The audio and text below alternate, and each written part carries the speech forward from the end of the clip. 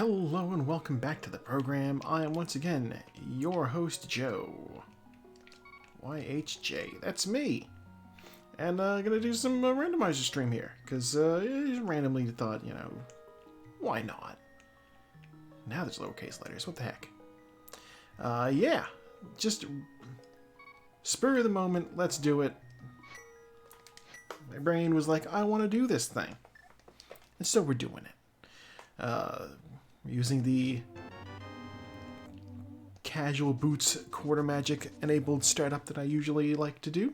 So I start with the boots, and normally there's an item in the game that reduces your magic consumption by half, and there's coded into the code for the game also one that does quarter. And I like having a lot of magic, so I figure I'll enable the quarter magic too. It does have one drawback, and that is that, make sure my mic is on. Yeah, my mic is on. Okay. Yeah, it does have one drawback, the quarter magic. It's that,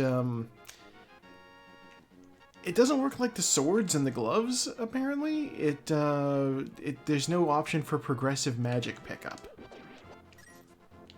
Tier 1 tree pull is... Oh, money! I'm gonna do that again. I want that money.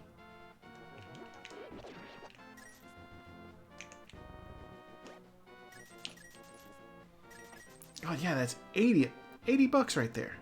80 a pop. Where'd my... Okay. I accidentally minimized OBS and it hid my... Oh, 10 arrows? Okay. Yeah, I accidentally minimized OBS and it hid my chat windows, so I couldn't see if there was anybody here.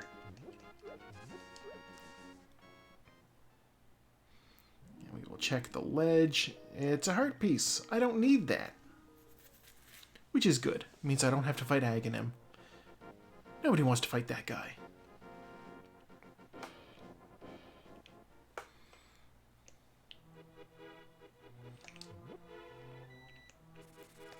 I will fight this bird.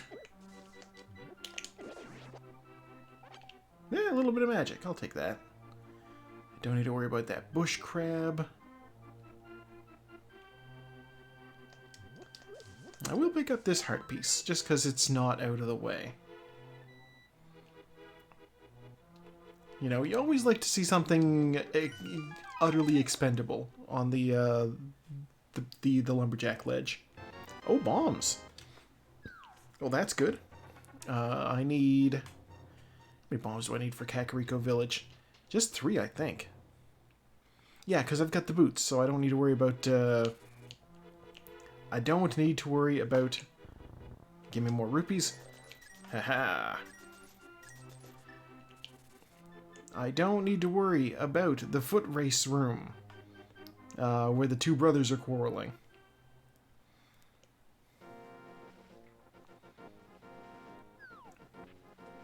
If you don't have the boots, you gotta use a bomb, but you can bonk into the wall and it'll bust it open too.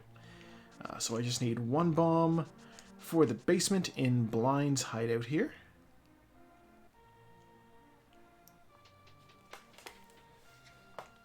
Yeah, God, with red rupees on the tree pole, getting Zora money is really easy. More bombs? Okay, that's good. Another heart piece. More bombs. And more bombs. Okay.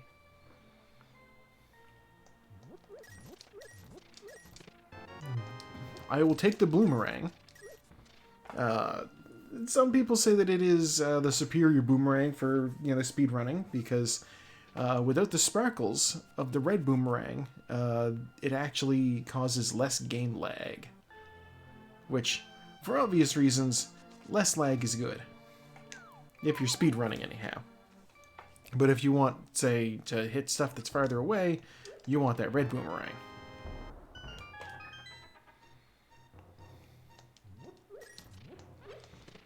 $50.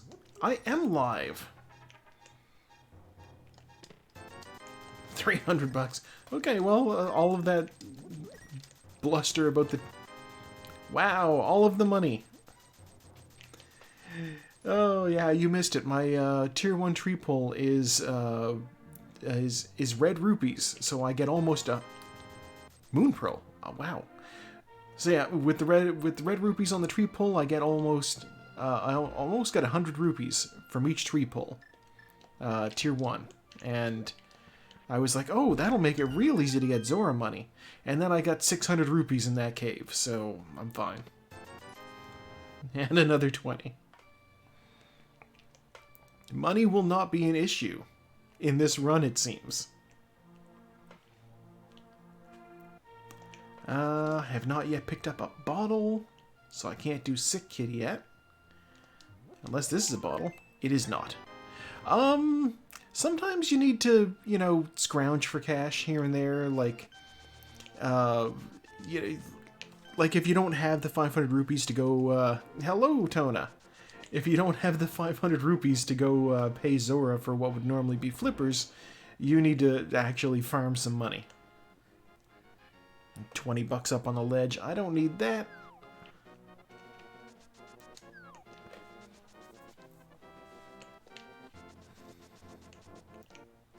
Oh, I don't need that either, so I'll skip that. Save and quit to warp back to the house.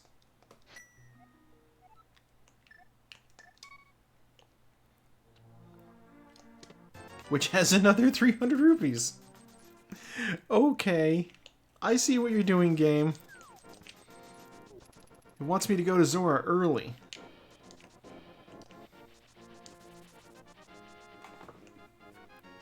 That, or it's taking some sort of joy in me not having anything to actually fight things with. It's just giving me bombs.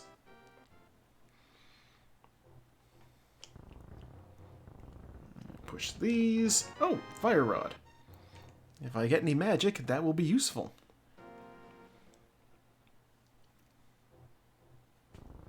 But until I have magic, it is not useful.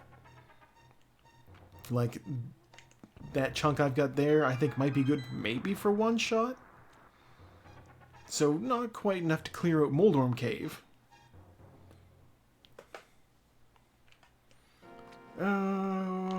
Heart piece. Okay. You know what? I never check this. Let's check this. Come here, fish. Fish. Oh my god. Okay. No! Alright. So a lot of the things that are just random rewards in the overworld, like the tree pulls, have been randomized. That should include the fish. It's 20 bucks. This is the money seed is what it is. What's stun prize? Small magic. Well, it could be worse.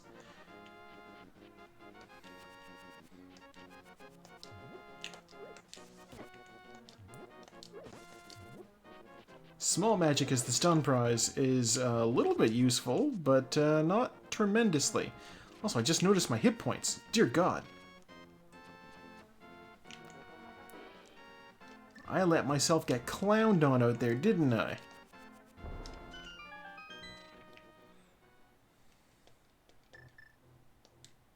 Alright, Moldorm Cave.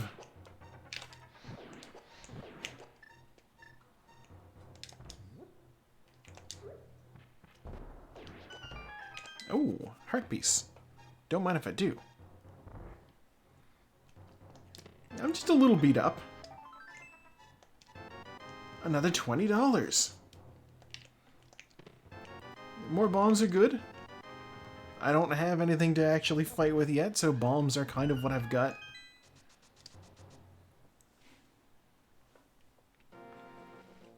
Marley has decided to join me.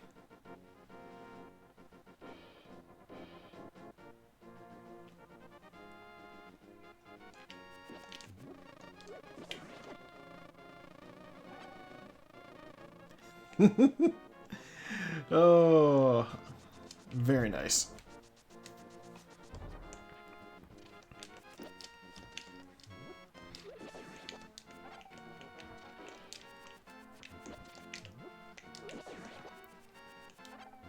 Yeah, I could, I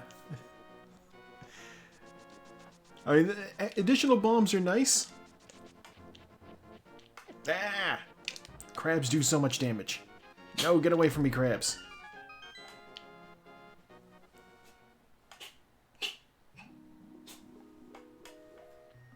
Marley is sneezing on my bed. It's $20.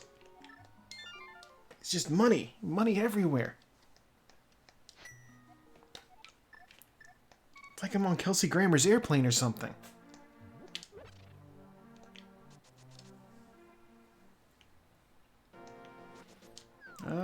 Let's see. Oh, I should check the map. Okay. That is, isn't it? Okay, I can get into Eastern Palace. I will check over at Eastern here. First, I'll have a look at the lake. It's just a heart piece. Okay, I don't need that.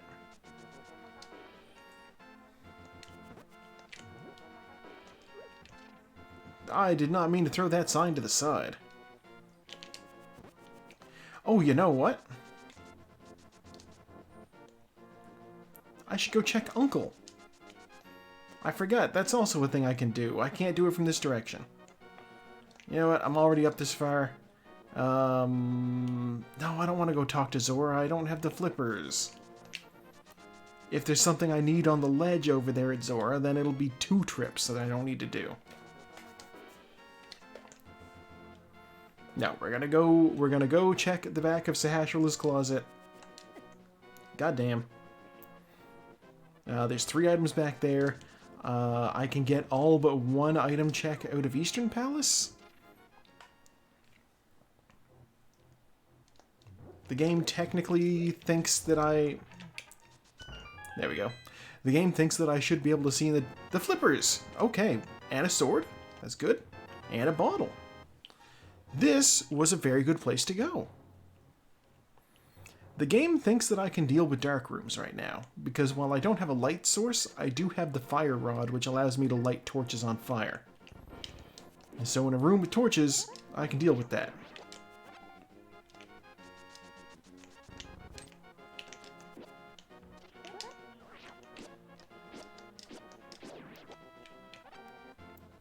God, I always thought for some reason that the spin attack did twice as much damage as just a sword swing. No, it does. Okay. Or at least twice as much on this crappy level of sword.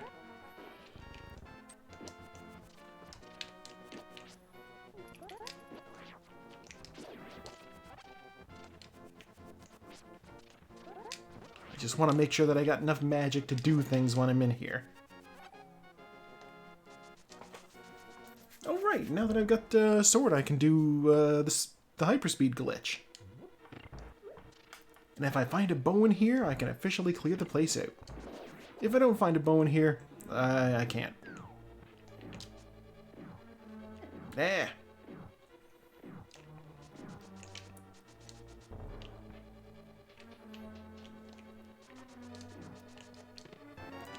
Okay, first thing is a map. That doesn't bode well. Oh, I realized I said that I can maybe clear the place out, but, I don't know... The bosses are randomized, so it could be anything in here. There are many bosses that I do not have the ability to fight.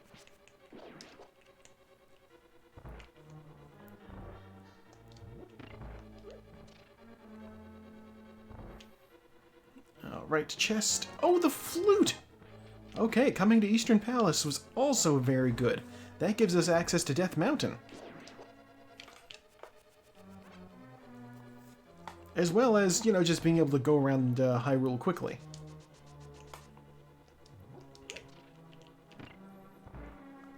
Okay, so one of the tricks that I have studied is in this room here. Let's see if I can do it.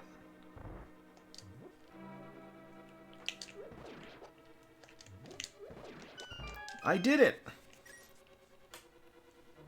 Okay. Good to know I remembered how to do that. pretty simple placement for enemies. But you know, it's a thing I picked up just recently. Some bombs require the hammer. I'm going to assume that's Spike Cave.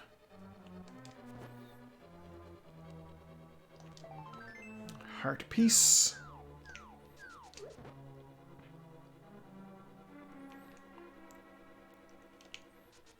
Yeah, but that's one of the 2 tricks that I have recently added to my skill set. The other is, it's called Harapot. Which, probably won't come up, but we'll see.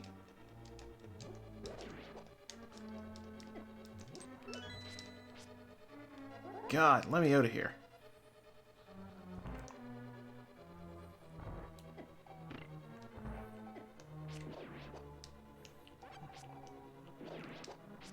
You know what, they walked right past me. That's fine. Yeah, Harapot can only be done in the Tower of Hera. That's what it's named after. And I need the hook shot. So there's a strong possibility that I'm not going to do it. I also do not have enough hearts to damage boost through that thing. But I have full magic. That's fine. Really? Ah, okay. Step on that, get this one. It's Quake! Which means the last item in the dungeon is on the boss, and it is the compass. Which means, aside from the crystal that drops off the boss, I got everything from there. So that's actually a very good run. We will go to the sanctuary so that I can go to the town.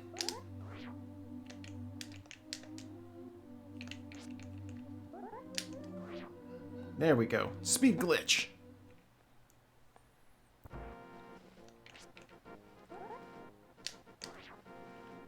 Okay. Yeah, so I'll go activate the flute. That'll be first order of business. Because, wow, getting that flute this early is very nice. Yeah, there's a lot of people who would have maybe balked at the idea of going to Eastern quite that quickly. I like it. There's a decent number of items in there. You know, especially if you couple it with Sashula's Closet.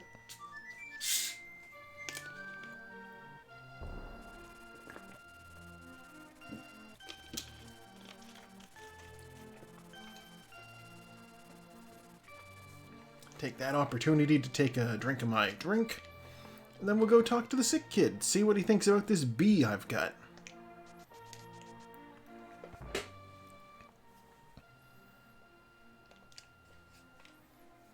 I have B.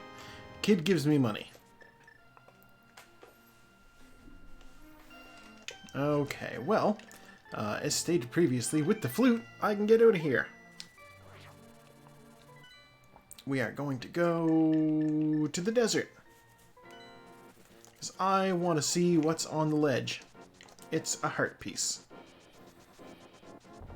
And then I want to go talk to Agina. Or, actually, I'm going to ignore Agina. I'm going to go see what he's got hidden in his walls. All Castlevania turkey style.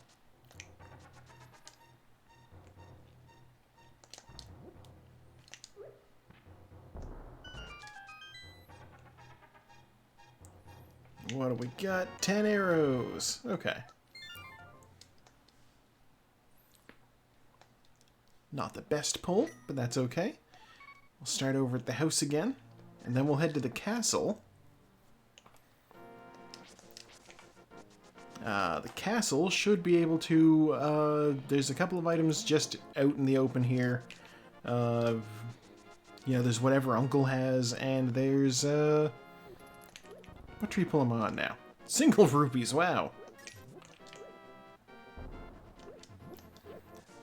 Yeah, there's a chest down here, and also dead uncle.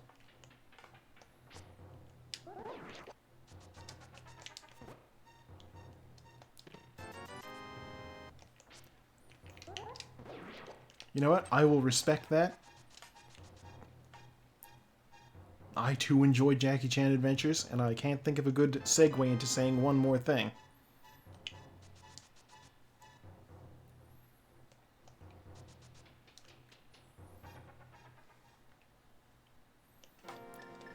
Okay, from here, I'm going to go ahead and bring out the flute, and I'm going to fly over to the witch's hut. Actually, scratch that. I'm going to fly to the lake. Because with the flippers now, I can just do the Hylia checks that I normally would do from Ice Rod Cave. Which for some reason I didn't do. Yeah, that's a heart piece. I already knew that. God. Yeah, why didn't I do these checks before? Normally I just fake flipper. Which is especially easy now that I've got the boots. I can just... Oh, look at that. It's a bot.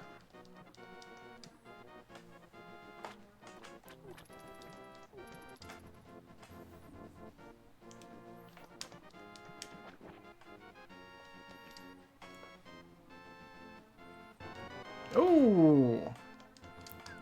Bridgeman has my gloves. I'm not accustomed to dealing with chat moderation anything. I assume clicking the sword lets me do things. It does not. Okay, whatever. We can see the bot.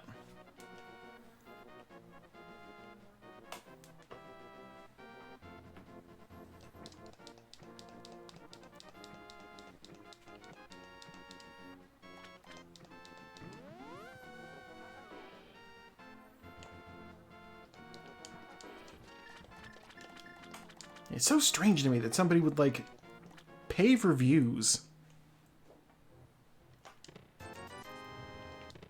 Oh, the hammer. Okay, well that is officially Dark World access now. I can get in there from both the swamp area. Crab.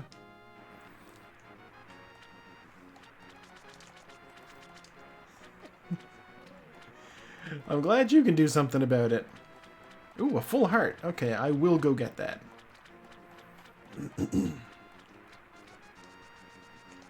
Yeah, I don't know. Did I give anybody, like, odd powers or anything? I don't know.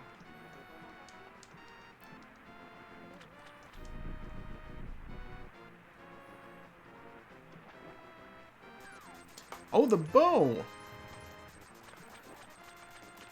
See, this is one of those things where I'm just a streamer who just decides randomly at a whim, you know what, I'd like to play a game and have people look at it. I have never looked into how to deal with this sort of thing.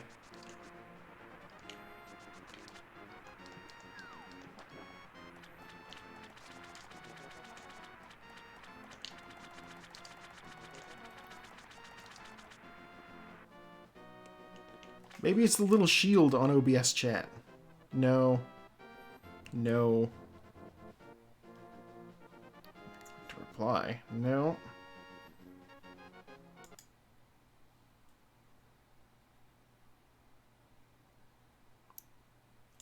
I can hit the ban button and then they go away. There we go. Also, we can see why it's not, you know, smooth for gameplay purposes to do that ourselves. Okay, well, since I can finish up Eastern. Oh, but you know what? I'm not going to finish up Eastern until I have the mirror. Let's go with the mountain.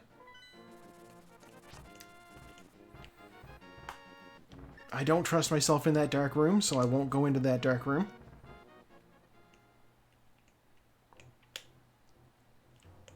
God, their name even was Viable Divest, which just... It sounds like a shitty venture capital company. Which is to say any venture capital company.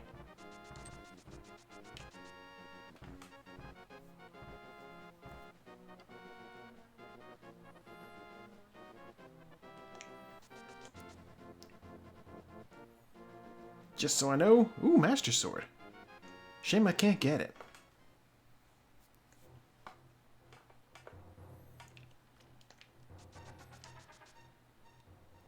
Okay, well, coming up the mountain was a whole lot less useful than I'd hoped it would be.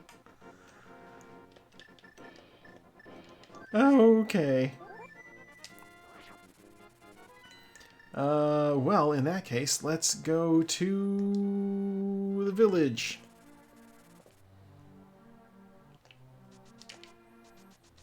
If I go around the long way, I can get into the dark world. Oh god, there's guards everywhere.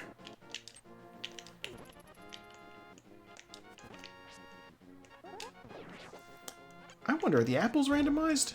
Nope, they're still apples. I will eat them, and they will keep the doctor away. For a day, I suppose.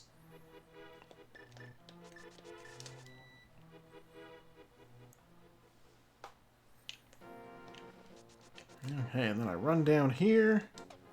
Bap, bap. And into the dark world. Okay. Now that I'm in the dark world, let's have a look at the map. Skull Woods. I can do Skull Woods. I hate that I can do Skull Woods.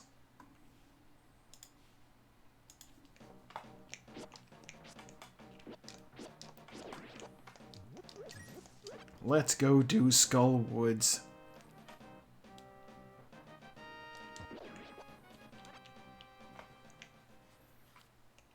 You never know. The fact that I can finish this place, it is a pendant, which makes it less pressing to do.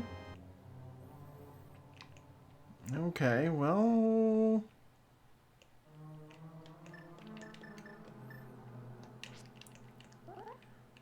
Let's see if I can bomb jump this. Yeah, I can. It's the book. You know what? That was a very good get. The book will allow me to get access to Desert Palace.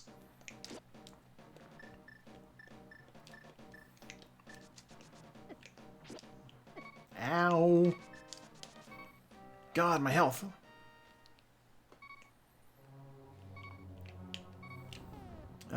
Let's use the fire rod a little bit here.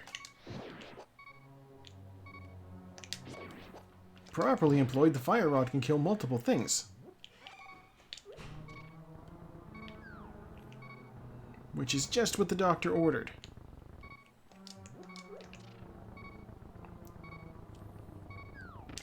Ugh, Wallmaster. Get out of here.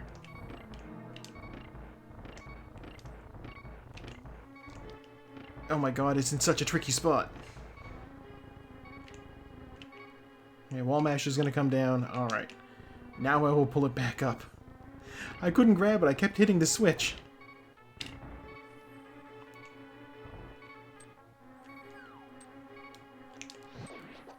No! Okay. Small key. You know what? Take the hit.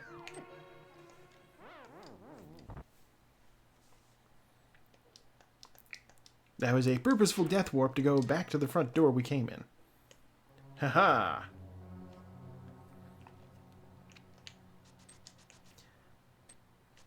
Yeah, we'll keep going this way. I know there's another small key here.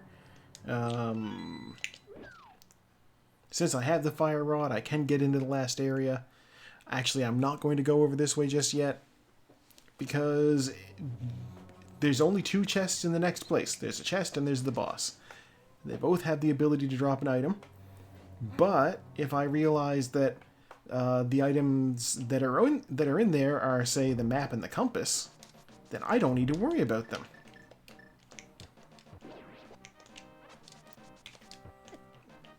Oh my god, that's most of my health. That's the rest of my health. The hammer's so bad. But it's what I've got. Oh, it puts me back in the light world even. Have mercy.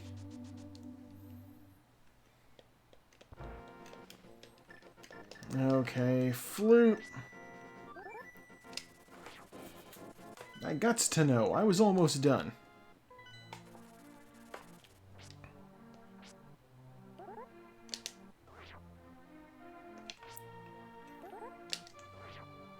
Why is that not working?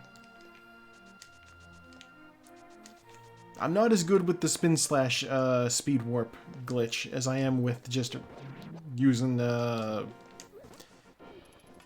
There's the speed slash, and then there's also the with the hook shot, where just you hit the hook shot button and the dash button at the same time, and it just gives you the speed glitch. Very handy. Apparently, I am having trouble pulling it off, though.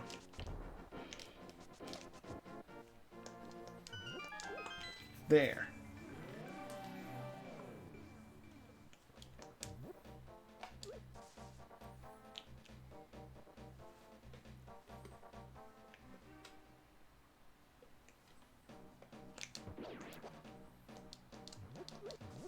I noticed I had a message on my phone. I checked that during screen transitions. I don't need that. Okay, we'll go to the left. I want the fire rod. Actually, it doesn't matter. It matters a little bit. I can stun these guys. Stunning good. That small key. Wasn't that one? Okay. And then yeah, through here. Like I said before, if this is neither the map nor the compass, it's the map. Ugh. You know what? Take me away, Wallmaster.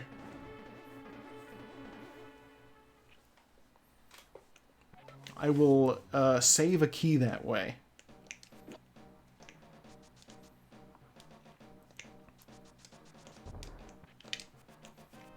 Oh my god. They do so much damage. I will check the chest in the front. And if it's the compass, then I'll know what the boss is and whether I can take it. Normally the boss in here is Mothula. But, Randomizer. It could be anybody.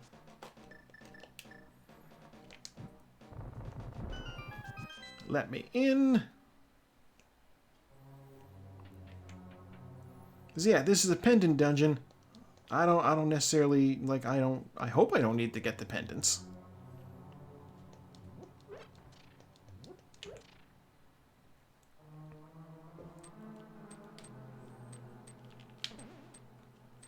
A little speed boost there. And oh, the hook shot. Oh my god, I can hear a pot. Where's Wallmaster? Does he not pop up in this part of the place? You know what? That's fine. That's fine. Save and quit. I got what I needed. With the hook shot, I now have access to. Oop. See, it's so much easier. Yeah, with the hook shot, I have access to the to all of Death Mountain.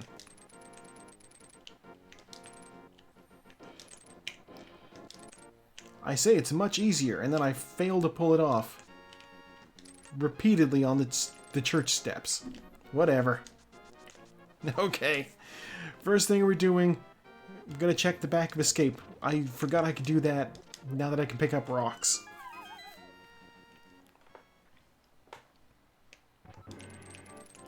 Rats, what do you have?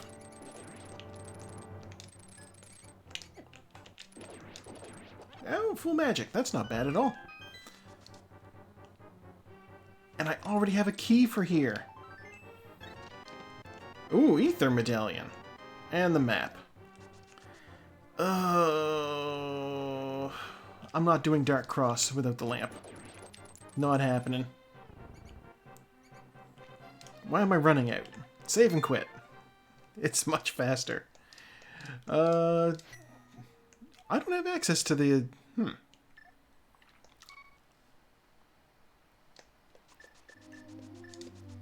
I'm like, shouldn't I be able to go up Death Mountain because I walked to the cave?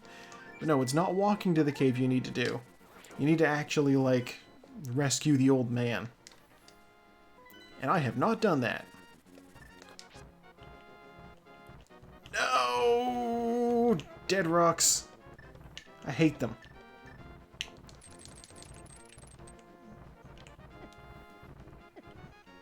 I'm gonna go talk to the old man, even though he's not technically here. Give me my health back. The cabbages have beat me up.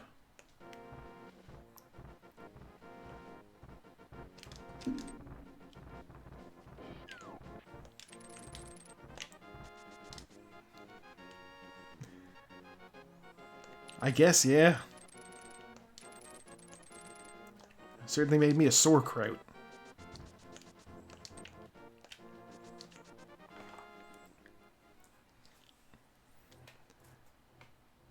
No jokes about the cabbages are tricky.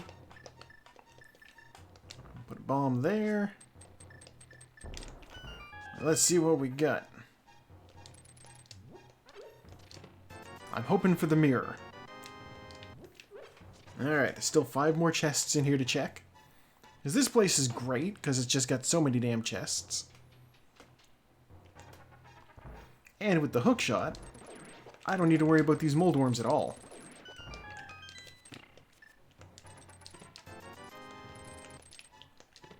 Ooh, sword upgrade. We do like that. Stop giving me money. Alright.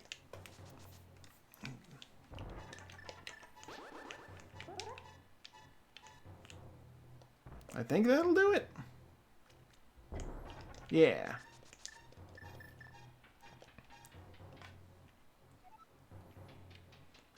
I don't want the flute, I want that.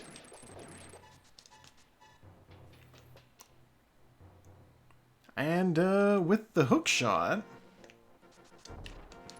Well, let's not get ahead of ourselves. I'm going to check Spiral Cave. Then I'll come back up, and then I will do the Tower of Hera. Ow.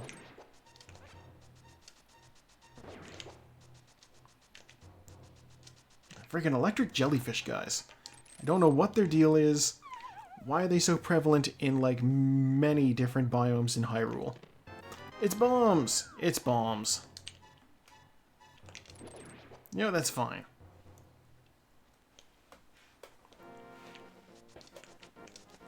We will see what we get in the Tower of Hera, because as stated previously, that's my next stop. I've even got everything I need to pull off the Hera pot.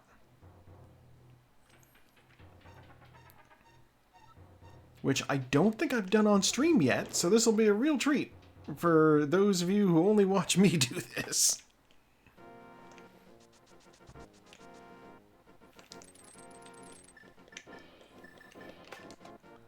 Bust out that hammer. Yeah, basically, there is a trick that lets you skip most of... Oh! I can do the ether tablet too! Yeah, trick that lets you skip most of the dungeon.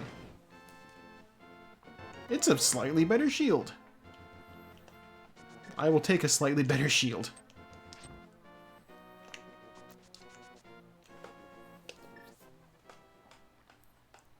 Okay. First things first, this room. It is the big key, which is good.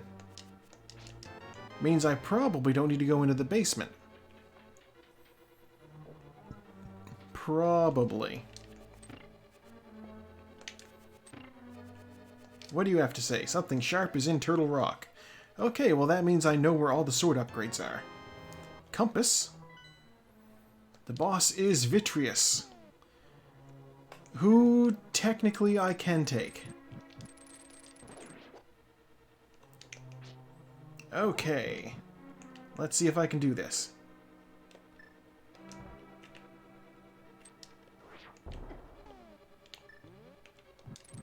No, I screwed it up. It's okay.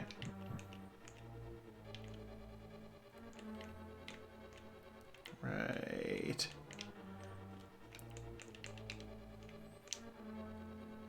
I think that's it. There we go. Is that not the most ridiculous thing? Welcome to the top floor.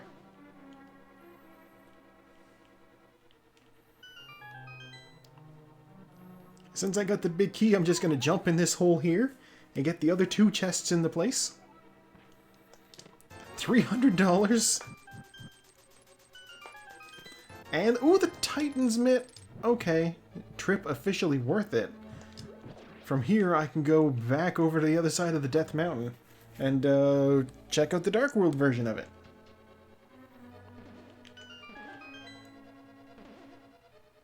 Yeah, what a weird trick.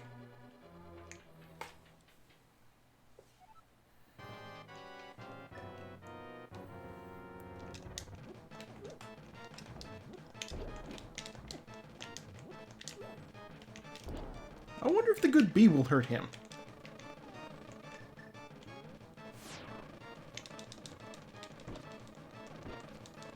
No, the good bee will not hurt him.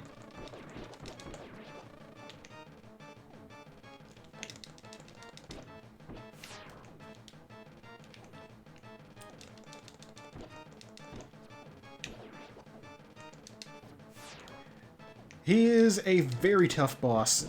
The bee does not have the penetrative power to get through his thick eyeball.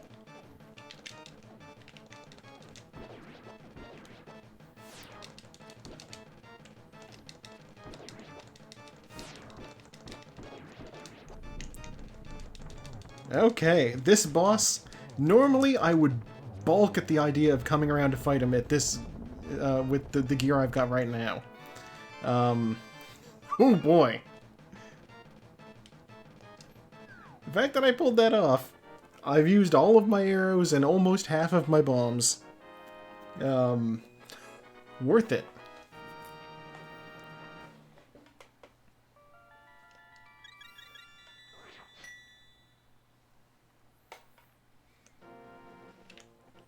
Yeah, I don't have to go back in there. Wait. Before I say I don't have to go back in there. There's one item in the basement. I do not have the map. I do not need to be back in here. God, that's nice. And since I'm officially done up there, I am going to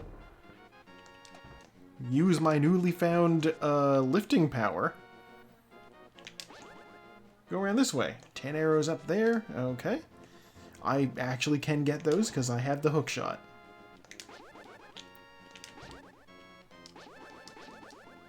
Dead rocks do not screw with me.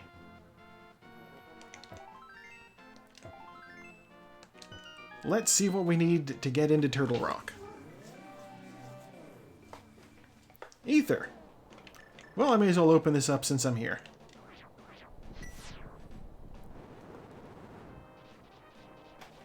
I won't be going in because I couldn't do anything past the first room, but good to get the door open. Welcome to Turtle Rock. I wonder why they called it that.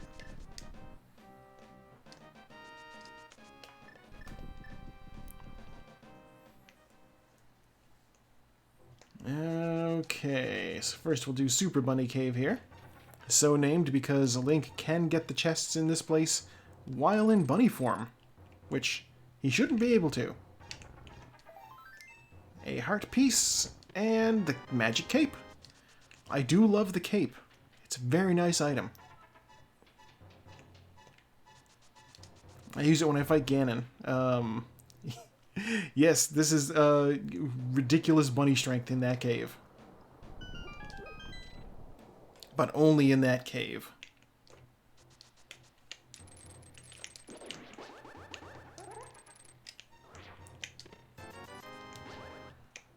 $20. Full heart piece, that's not bad. Knock that guy off. 10 arrows, which is good because I'm missing most of my arrows. Grab that magic refill too while I'm here. Why did I pick up those pots? It's okay. I can do that.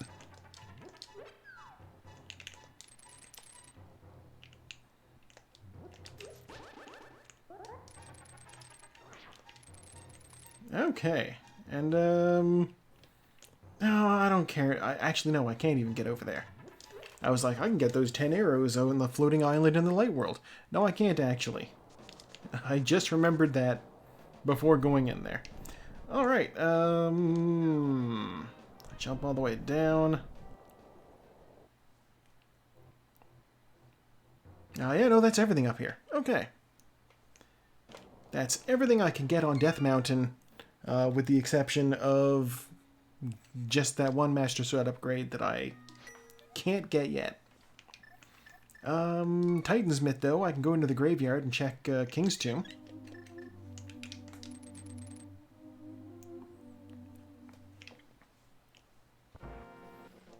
You know, just to see what we've got.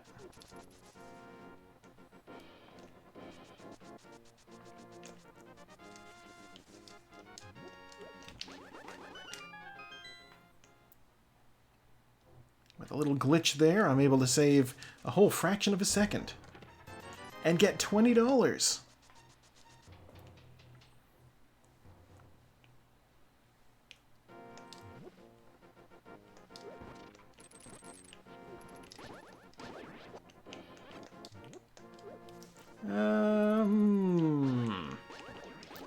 You know what? I gained access to the Desert Palace. Let's go do the Desert Palace.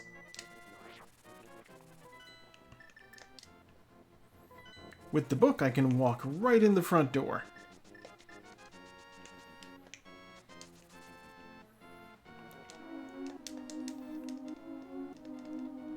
Of course, if Myershed has the mirror, I will have wished I'd done this a different way. But it's fine. That'll only be a small regret. That would only save me like a couple of seconds, maybe.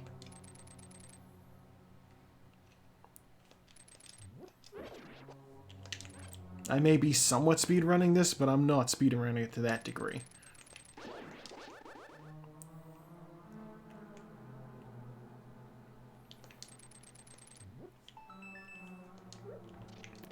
Oh, wow, I have all of the shields.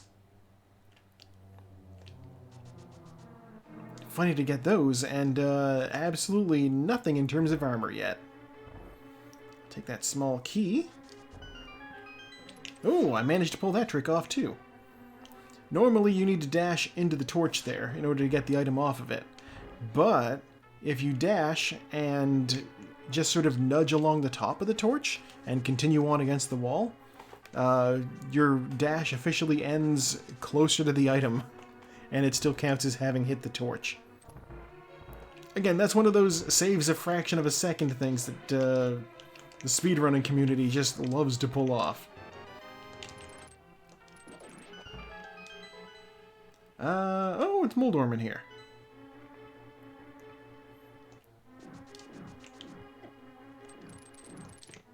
There's the big key. Ow. God, actually, now that I say it's Moldorm in here, I also realize this is a pendant dungeon. Now this would be the green pendant, so technically that is another item. It might be worth it. If I get the green pendant and show it to Sahasrahla, he'll be like, oh wow, the green pendant. Here's an item for you because it looks cool. Normally it's the boots. We'll have to see what it is here. Oh yeah, we're fighting Moldorm. This is 100% a thing we're doing. Exactly. Look, I've played enough Dragon Age games to know that if you just show somebody something nifty that they like, then their friendship for you goes up. And by enough Dragon Age games, I mean one.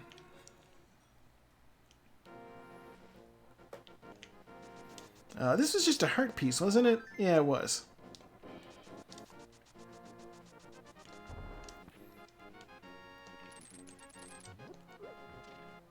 Yeah, the one Dragon Age game, and also, like, Harvest Moon? I'm pretty sure that was a mechanic in Harvest Moon, too.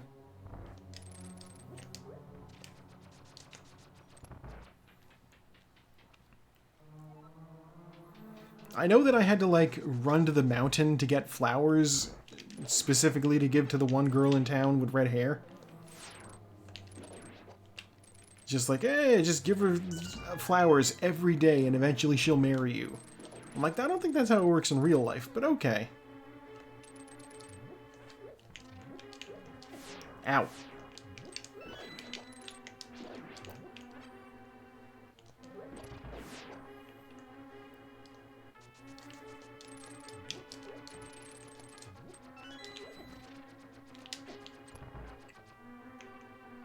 Yeah, Harvest Moon taught me that when in doubt, you can always purchase affection from somebody.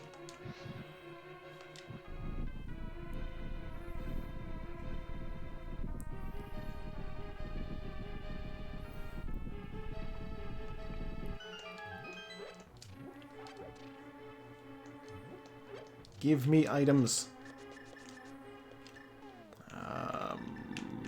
I'll put on the cape.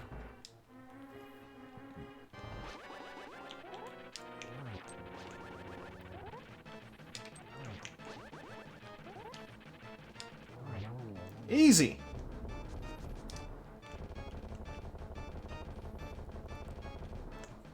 For a bottle. Okay. Oh, it's the blue pendant. Ew. Ugh. I just imagine running by somebody every day being like, hey, look at my dog. Foolproof strategy. Where's the green one then? I cannot see it.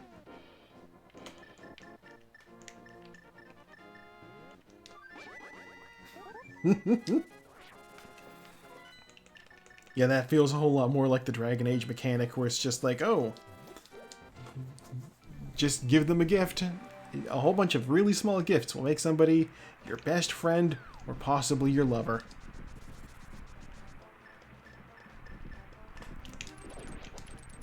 No, I thought he dropped something. Okay. Ether for that one too. Ooh.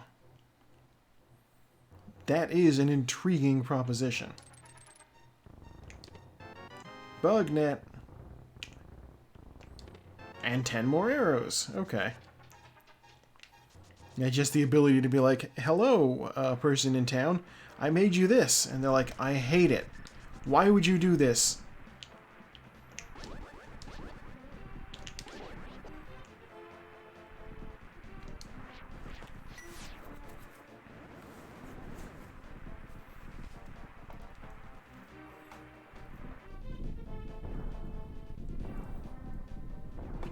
Okay. Myers open. I may as well. I mean, it's in logic. There's nothing saying I can't do this, aside from the fact that there's one room with the red cane I can't do. But other than that... You know, the fact that there is a room that I can't do in here because of the red cane, I'm not gonna do this yet. What I am gonna do, I'm gonna go to my house... And I'm gonna run on out,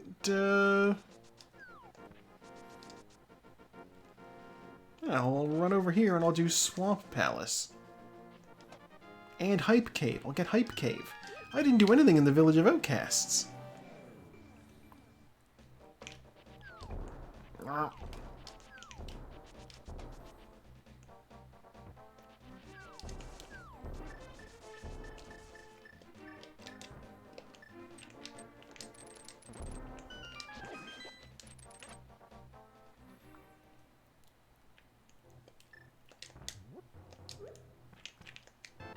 $100.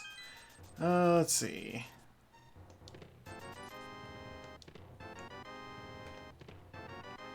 Ooh, armor.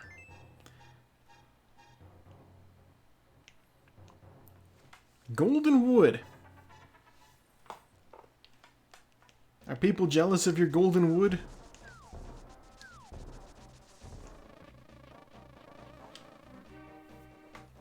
Oh, I can't do Swamp Palace.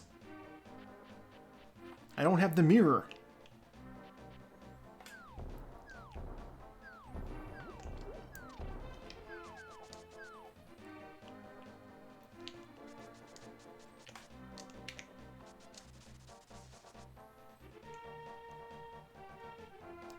I mean, I suppose if you... I don't know. Like... I can understand being like, oh, there's the, you know, Farmer Clem showing off his golden wood again.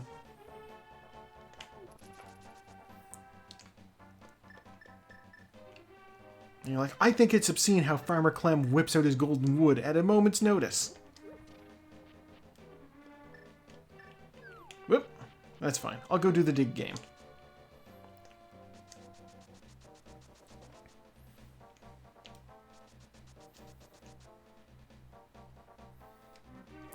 I don't know what sort of innuendos are allowed on Twitch.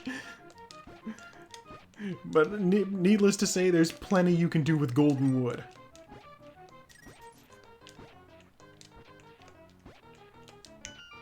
Alright, it's 20 bucks.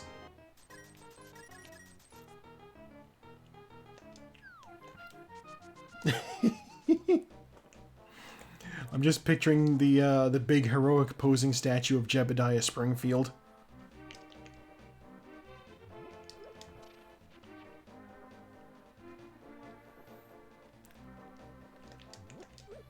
I think I know my roommate plays Stardew a lot, and I think she's mentioned sometimes just as a laugh.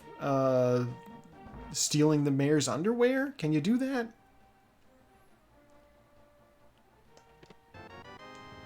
Oh, hello! Okay, because I know that she said she would, like, put it on display in the Fall Harvest Festival type thing. Kinky.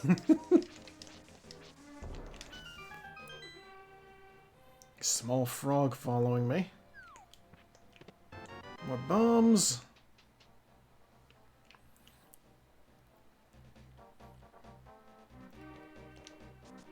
Okay, I'm not going to do... Obviously, without the mirror, I can't... Without the mirror, I can't bring this guy directly back to his house. But that just gives me reason to go around and do Bumper Cave. Unless I get the mirror here.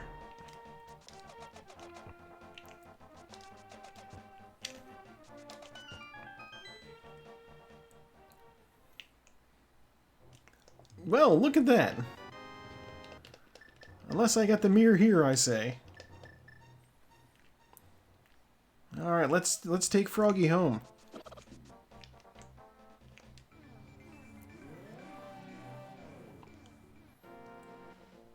Oh. So is like the truffle oil meant to be like implied to be like personal lubricant, or like... Because I can't imagine that you'd want to use truffle oil for that. That just sounds like a bad time.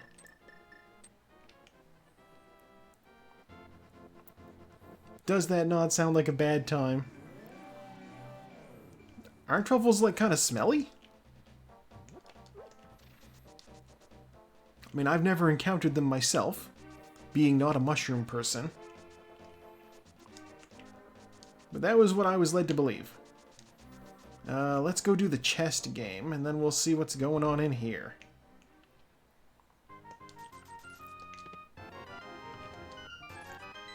There's another $20. Why is so much stuff rewarding me money today? Thieves Town is...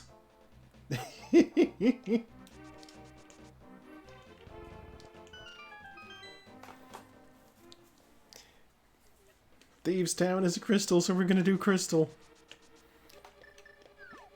Oh, the Super Cucumber just reminds me of, like, the edited credits for this game that was made for the randomizer specifically.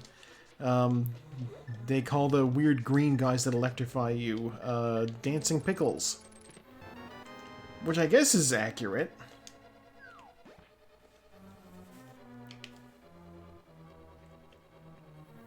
Going around the short way.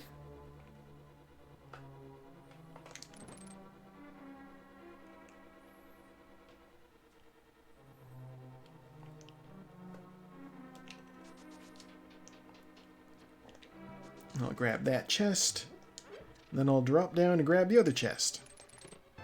Small key. We do need one of those. You are another bottle. Getting all of these bottles.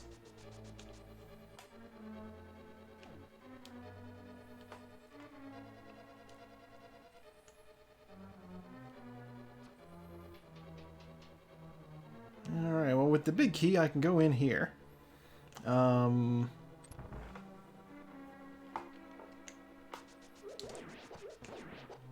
dare I? I don't know what the boss is in this place yet.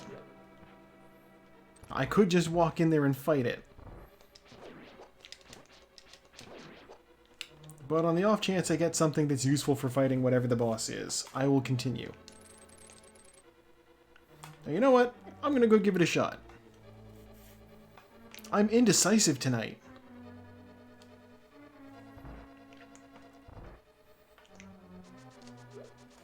Worst case scenario, oh! I can beat you.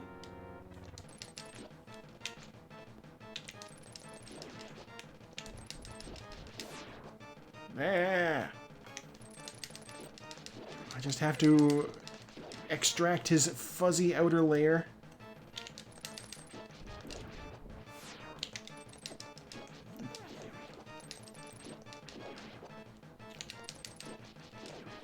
Shearing him like a sheep over here.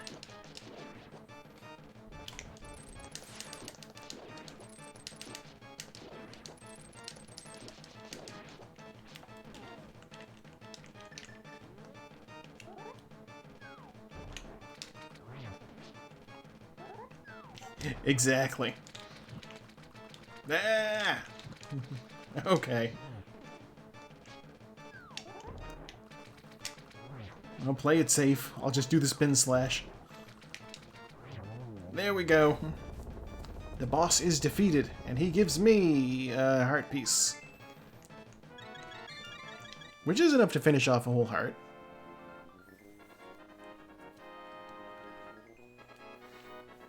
Yeah, I will say, sheep shearing looks super satisfying.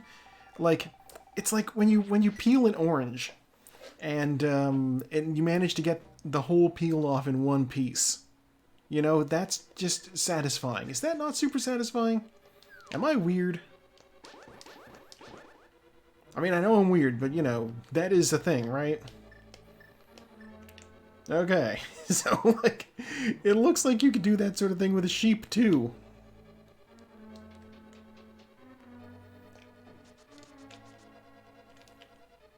Alright, I'm gonna check the upstairs and the downstairs in this place now.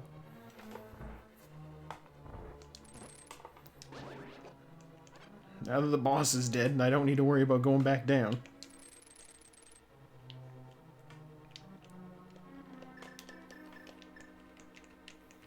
Just do this. I don't want to be bothered with that room.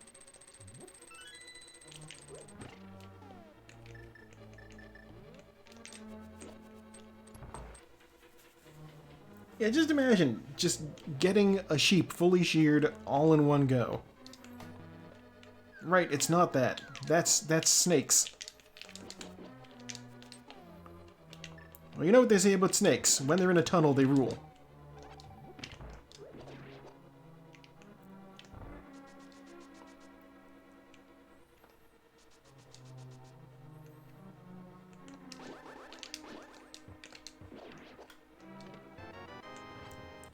I will catch you later.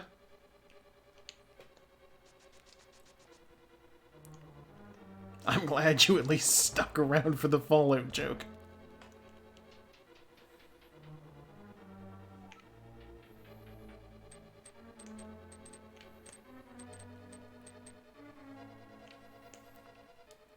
There. Run down at me.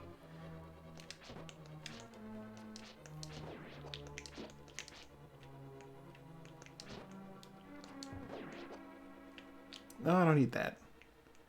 Okay, there are 2 more items in the basement. God, no wonder I had to come back in. At least I can get them all. Sometimes you end up in here without the hammer, and you're just like, well, big chest will be forever a mystery.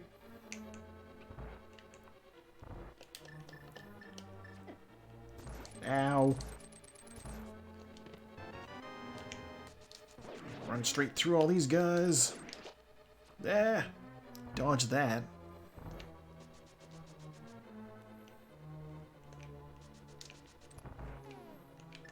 Yeah, switch over to the hammer so I can do like this.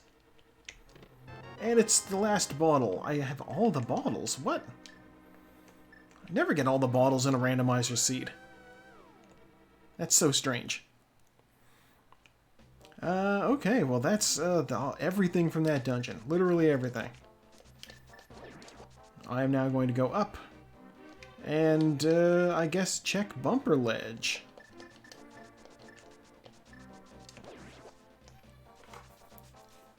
I already did King's Tomb, but I can do Graveyard Ledge since I have the mirror as well.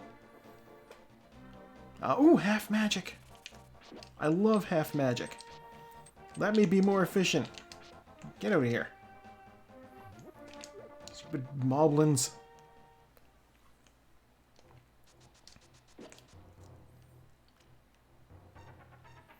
Yeah, I'll grab that half magic. I will go over. I'll check the Graveyard Ledge. It'll be a good time.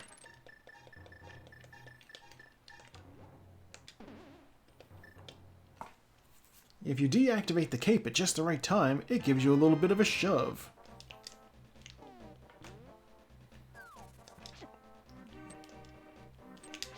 Oh, jeez.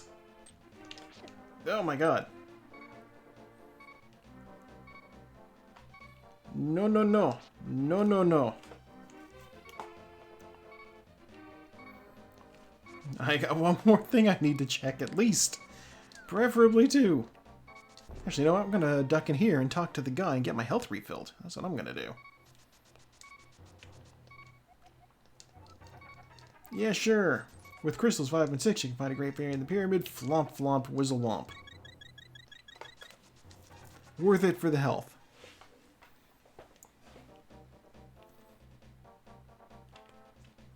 I also just realized I randomized the amount of things I need to even gain access to Ganon's tower. It is entirely possible I can go fight him right now. We'll check that out in a bit.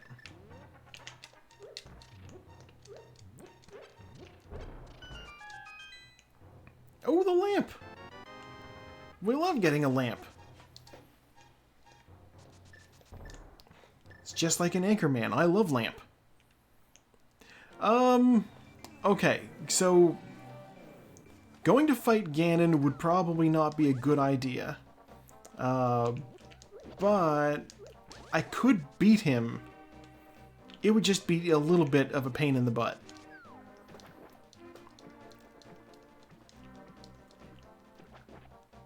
Like, I don't, basically, to beat Ganon, what you need is a fire source, of which I now have 2. You need, at least the Master Sword, which I have, but I would prefer an upgraded Master Sword, and I know where one of those is. And, or you can use, you can beat him with silver arrows as well. That is actually the way they want you to do it in the default game. There's a glitch that lets you sort of hurt Ganon a little bit without it when he does his teleport.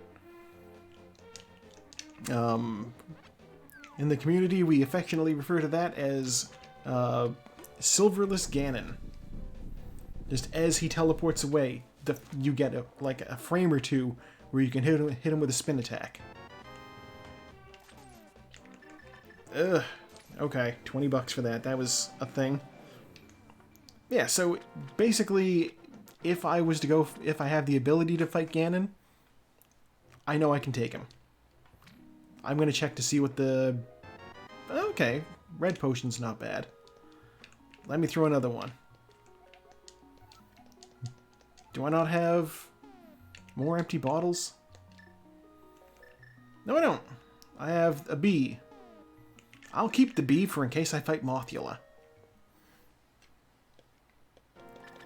But yeah, I'm going to flute back up the mountain. And I will do a couple of things. First, I'll rescue the old man, since I have the lamp. If he gives me silver arrows, then Ganon's days are numbered. And given that it's already tomorrow, the number will be 1. Hello, old man. I'm coming from your house on the other side of this place.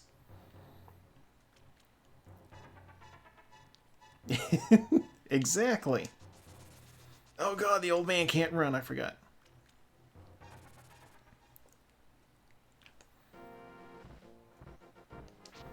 There's a Venture Brothers character whose whole thing is... Oh, it's the shovel.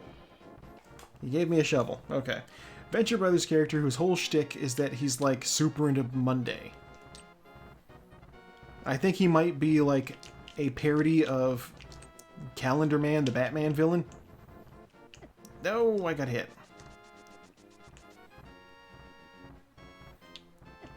And it's like... People make fun of Calendar Man a lot, and they definitely should. It's a silly idea. He doesn't actually have powers, he's just a guy who's really into calendars. There we go. Give me that speed boost.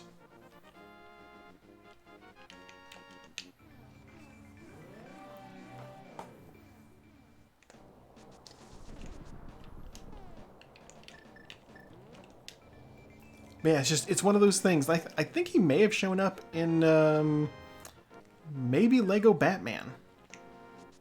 Don't quote me on that. Like, there was a whole sequence where they were just running down a bunch of Batman's particularly terrible villains. And I remember this scene because it did actually end up being a question on an episode of Actually. Because they were like, it was like, they were talking about terrible Batman villains, and they were like, oh, the Condiment King is the only one who hasn't appeared in a Batman movie. And that was the thing that was wrong, because the Condiment King does show up for half a second in Lego Batman. Yeah, I suppose that would be very relevant to Calendar Man's particular power set. Run past these Lionels here. Strange enemies. Fortunately, they only show up here. If they were anywhere else in the game, then I'd be in trouble. What do we need? 3 crystals. I only have 2. But you know, the fact that I'm almost there is definitely a good sign.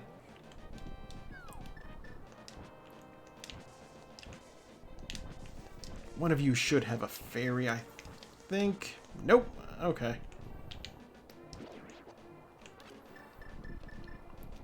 Yeah, I know there is like a whole slew of terrible DC supervillains with more ridiculous names and powers.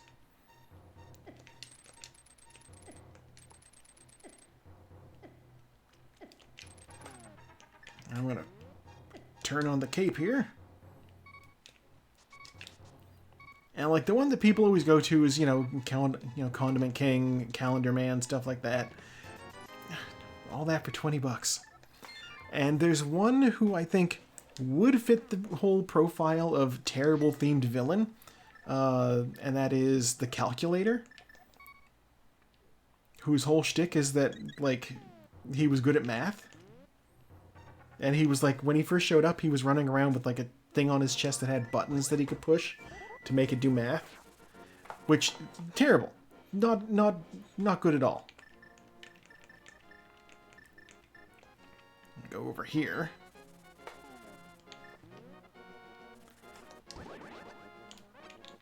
On the off chance that I need to get into... Or no, I'm not even going to check that. I'm going straight to Eastern Palace. But yeah, so he was like this whole guy whose whole shtick was that he was, he had a giant calculator on the front of his chest.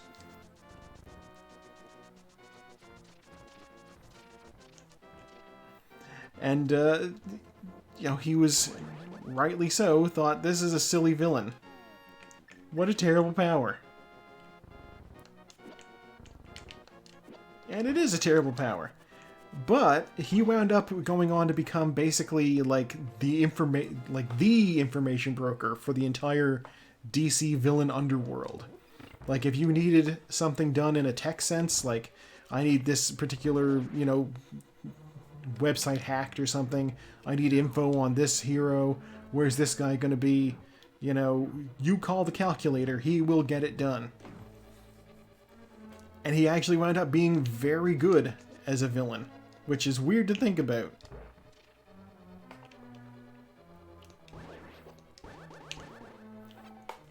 He actually, like... So Barbara Gordon, Batgirl. And yes, if you're good at math, why would you need the giant calculator on your chest? Thank you. You're supposed to die, skeleton. No, I didn't determine who the boss is. Okay, this will be risky. Yeah, when Barbara Gordon got shot in the spine by the Joker and, like, paralyzed in what was, you know, not tastefully well-written stuff, but very impactful. She stopped being Batgirl because she can't, like, run around and do high kicks and shit anymore. But she wound up becoming a new hero called Oracle, who was basically everybody's computer guy. Oh, I need to step on that. And that was a very cool role for her. It gave her something unique amongst DC superheroes. Even if technically it wasn't all that super.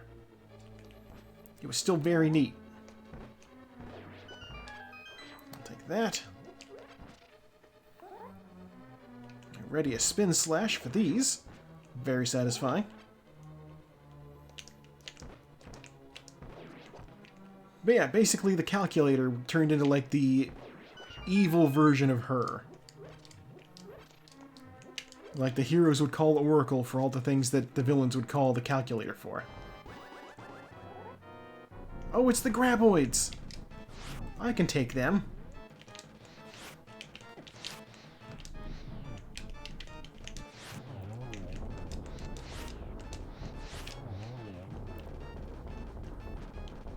One more hit and this guy's dead.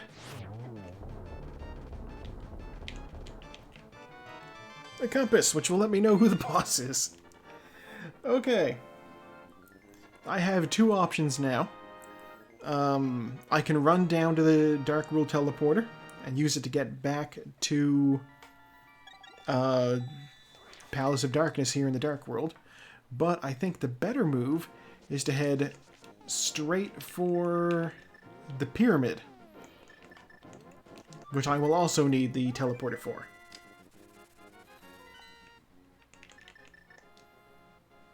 So we're going to the teleporter either way. I'll go to the pyramid, and that'll tell me how many crystals I need to fight Ganon himself. If it's 3 or less, I'm gonna go beat the game.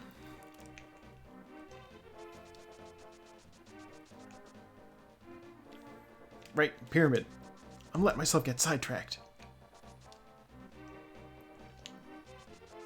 My attention span did not recover today.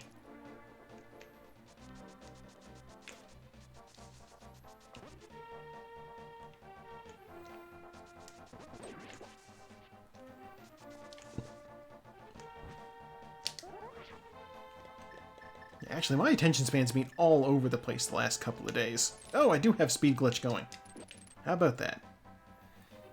Okay, 0 crystals. I'm gonna go beat the game. I'll grab that too. Why not?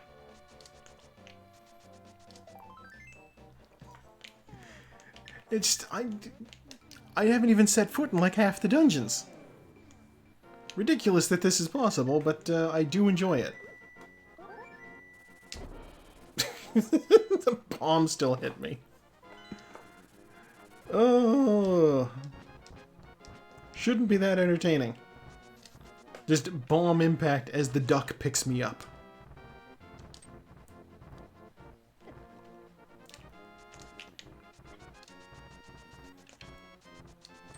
Oh my god, I'm running into all these cabbages.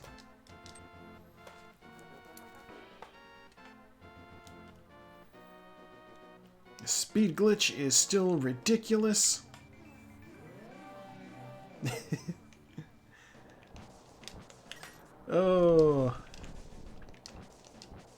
Yes, we stan our Cabbage King.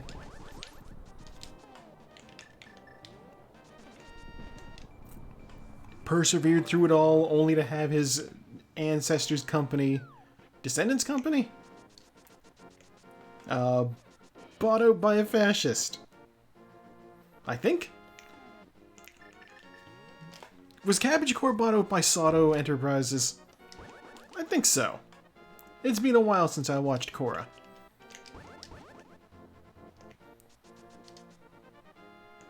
Oh. Well, basically, Cabbage Man's descendants have done quite well for themselves. Just not as well as... Is it a thing to spoil this? I don't know.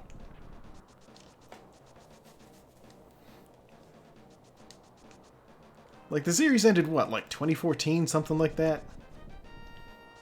How long ago was that? Okay. Well, basically, I can get in here, right? Yeah. Yeah, Korra's girlfriend, her father, is an asshole. Member of the group that hates benders. And so he's, you know, he's also like a billionaire industrialist, is the thing. There's a few of those. And he made his money making cars. Or as they call them, Sato-mobiles. Because he's, you know, his last name is Sato, so it's clever. I hope my lack of red cane won't be an issue, actually. We'll find out. But yeah, the cabbage vendor, his ancestors, his descendants, oh my god, his descendants founded a company called Cabbage Corps. And this was specifically to set up a my cabbages joke in Korra. You know, centuries, not centuries, like 100 years after the other guy. So I don't know how long it's been. It's been long enough that Aang has a son.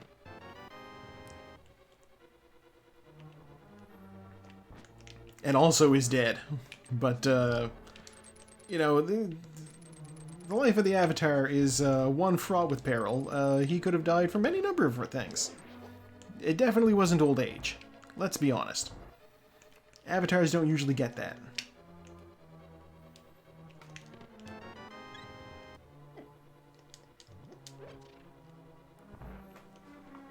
But yeah, I enjoyed it.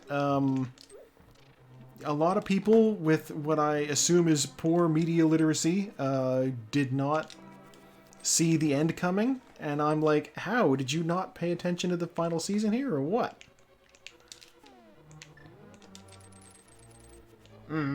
Okay.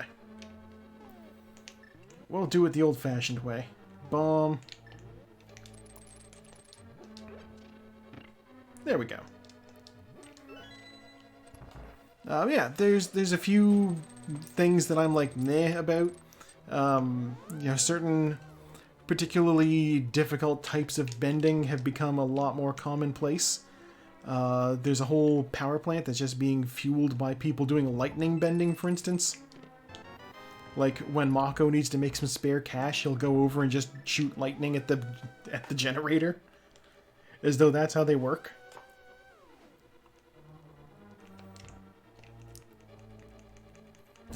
The police do metal bending at this point because they were all trained by Toph, who for some reason became a cop.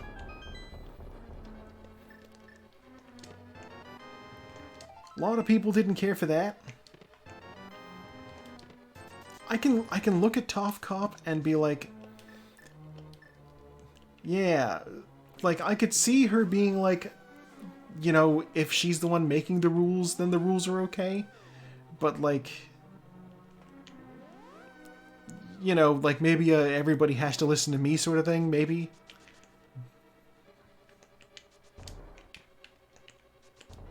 Alright, I can't get that one. Yeah, it's weird. It's weird, and I think that the writers knew that what they did with Toph in like the first couple of seasons, where they were like, oh yeah, she basically trained all the cops in Republic City how to do metal bending. And now her kids, one of her kids became the new chief of police.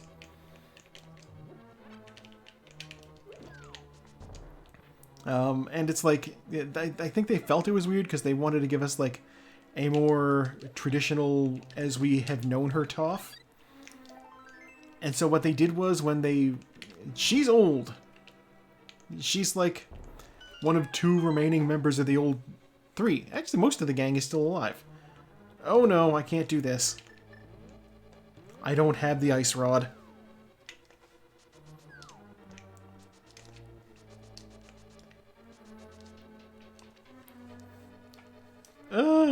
But yeah, we run into her later on.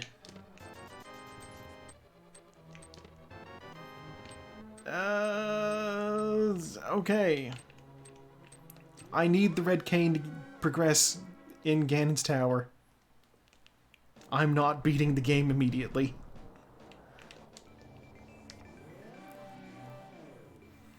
It was a good dream while it lasted.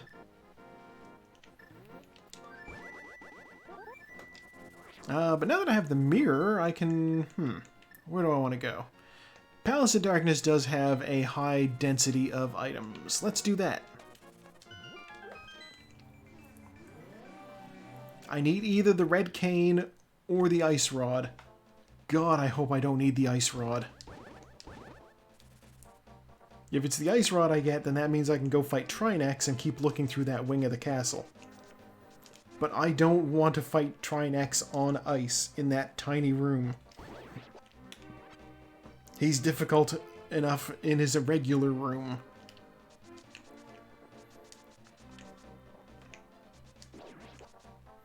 Yeah, that's the one problem with Boss Shuffle. It does present a unique challenge in that you never know what you're going to fight in terms of bosses. And you can't accurately predict, can I beat this dungeon? Because you don't know until you get to the last room, necessarily.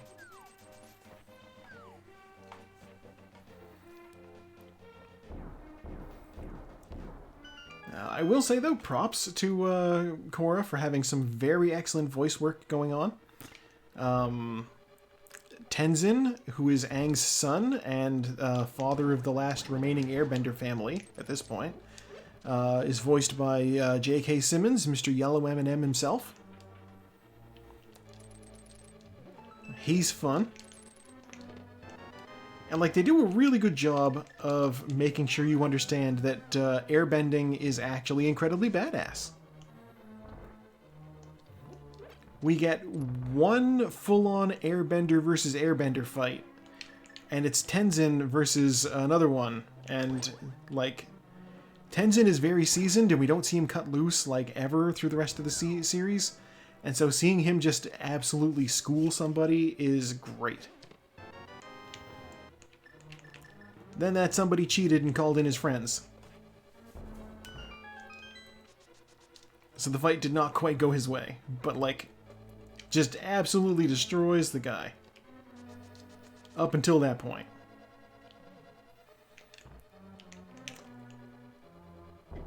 That enemy airbender was voiced by none other than Henry Rollins, who I love his work.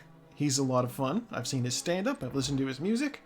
His spoken word tours are great. You know, he's living the dream, as they say. If he knew how to invent things, I'd call him a modern Renaissance man, just because he's got so much shit on the go.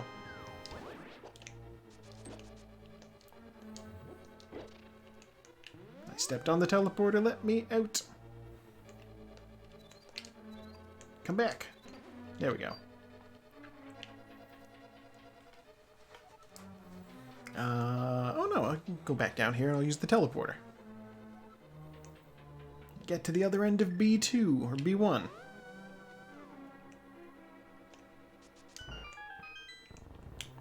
What's the hint tile got for me? Unique item requires the hook shot. I probably have that. I don't remember what that unique item was. I've gotten everything that requires the hook shot, I believe.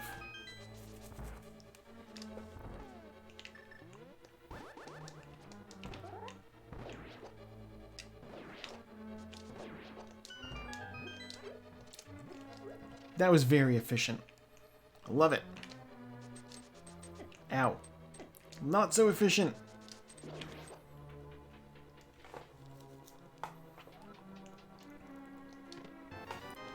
And hey, I will say this much for Toph as a cop. Becoming a cop seems to have ruined her life. So... nothing is good as a result. Just strained relationship with her daughters, and, you know, like, just responsible for overseeing so much shit in this new city. God, I'm gonna walk off so that those guys aren't in the way anymore. Okay. I should, in theory, be able to shoot like that. There we go. Gain access to this upper area here.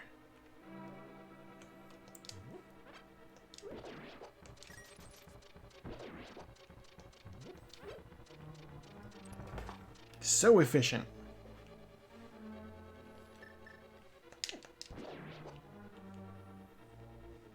Maybe I should have picked up that magic. It's probably fine. It's just a little bit. No. Down here. It's so wild that I would get lost in this room, because I have navigated this room completely in the dark without a lamp. I hated it, but I managed it. More bombs! Perfect. There's actually a weird bomb jump people will do from that bridge out there onto that little landing where the big chest is. And, like, for the life of me, I don't know who possibly figured out that you can use a bomb to clip through that tiny wall. Like, who would even think, can I make that jump? Using a bomb, perhaps? But then, I'm not a game tester, so I don't know what sort of nonsense happens in these things. Oh, the mushroom. Okay, I think one of these chests has to be a small key. Yep. And then I still need the compass and the map. There's the compass. Oh, Trinex! Oh, no. Okay, well. This room might be something I can use. Small key! I can't beat this dungeon because I don't have the ice rod. It's the same problem I ran into in Ganon's Tower. But... Since the boss is Trinex, and there's only one item left in there, I know that the one item left has to be on the boss, so I actually don't need to clear that place out. So it's fine, actually. Let's go to the Swamp Palace.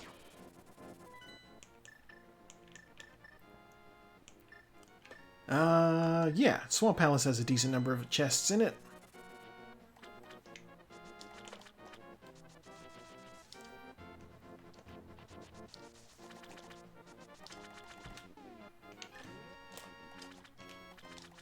But yeah, there's a whole host of things that I have like been meaning to rewatch, and I have not made it through even part of the list because there's also like a bunch of new shit that I want to see. I've started on... Oh, did I do Hype Cave? No, I did Hype Cave. I remember complaining about the pigs.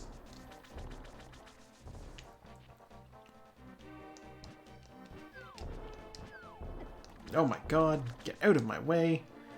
Suppose while I'm down here, I'll go check Bombo's tablet. You never know what it's gonna be.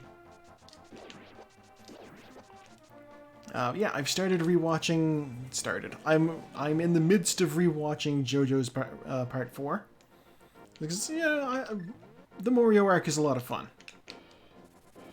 There's a lot of fun stuff going on there. $50!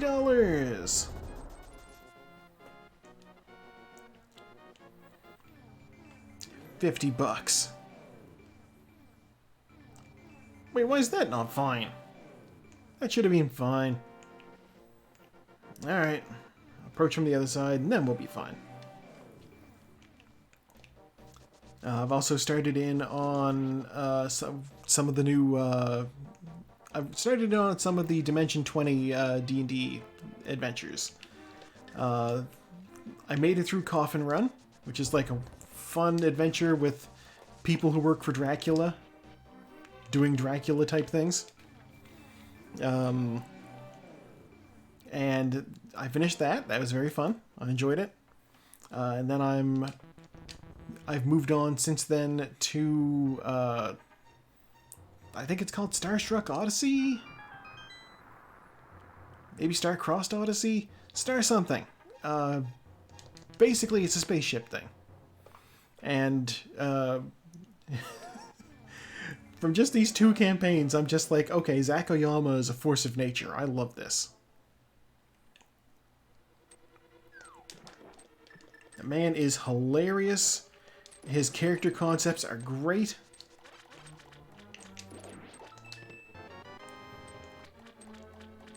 Like in Coffin Run, he was playing a weird little Nosferatu-looking vampire who is supposed to be like almost impossibly old. Like his shtick is that he was the first vampire Dracula created, but also because of that, he wasn't very good at it yet, and so he's like small and kind of like just awkward.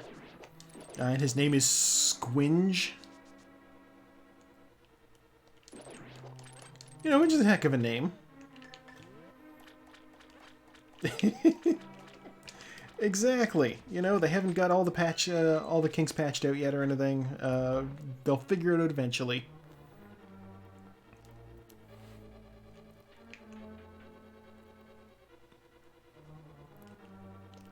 Yeah, but he's just perfectly RPing this like awkward little guy who likes to eat letters and is just like jealous of everything. And always, like, you can tell that he's not as old as he says he is because some of the things he says predate Wallachia as a landmass. Like, at one point, he was like, I remember when it was Pangea. Like, he was there. Which is a great bit, but clearly not a, statement of fact.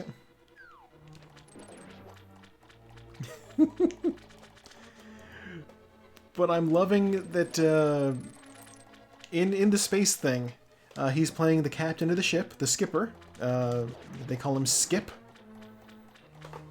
And from the second episode onward, he's no longer just playing the skipper. He is in fact playing the parasitic worm that has taken over the skipper's body. Which is like the actual concept for Zack's character.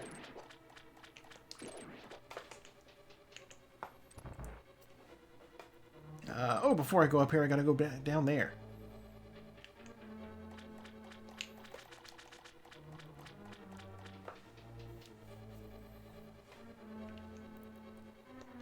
Yeah, this is like not like a... he's not like a seasoned parasite. He doesn't quite know what human society's like, or what a proper reaction to some things are. So, like, he just starts learning certain... It's the Lilu Dallas multipass thing, you know? He learns certain phrases, and he's just like, okay, this gets me something.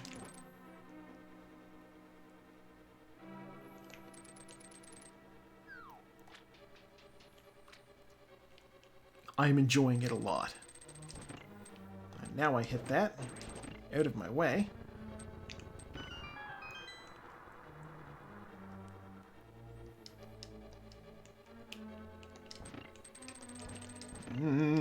There. Yeah, it's I'm enjoying it. It's good content. The ship also has a psychic fish girl, a clone soldier. It's I think it's called Starstruck Odyssey. It's one of the Dimension 20 Dungeons and Dragons games. It's all set on a spaceship. They've got like a robot who is supposed to be like, she's supposed to be kind of like a around the house helper robot sort of thing that can do like a little bit of everything. And there's a clone of a soldier from like a line of cloned soldiers. His name is Barry, but he's like Barry 6, I think. Yeah, sort of. And yeah, Psychic Fish Lady.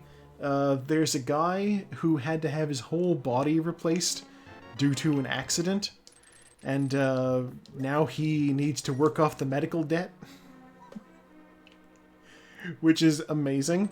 So he's like just a head and a spine and a couple of other organs maybe. And then just exoskeleton. But also a huge nerd because he's like the ship's navigator. He needs to do like the calculations to get them through the way gates. Wait a minute. I don't have the big key. Yeah, basically. Like, there are a lot of really fun people working at Dropout, and the guy who's playing the guy with the medical debt is easily one of my favorites amongst the whole group, Lou Wilson. He is amazing.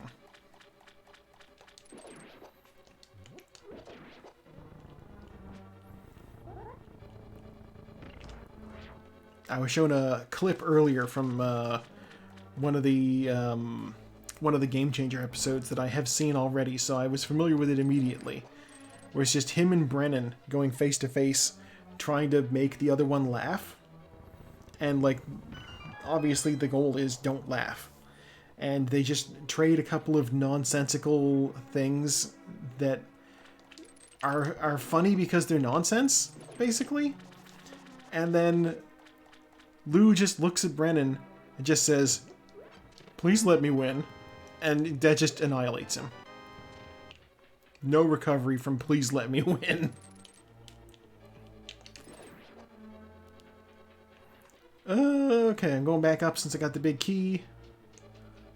What the? Why did it make me walk back down? No, I want to be up there. Let me go up there. Okay. The big chest necessarily has to be an item that isn't one of the dungeon things. And it's, just a heart piece. Disappointment.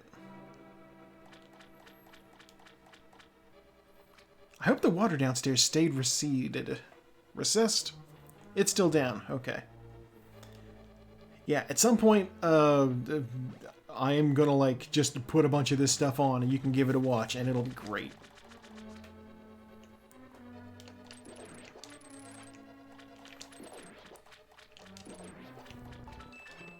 The red cane! Oh my god, I can probably beat Ganon's tower now. But I also know that this boss has an item on him, so let's go finish the boss. Wait, what is the boss? The Graboids! Okay.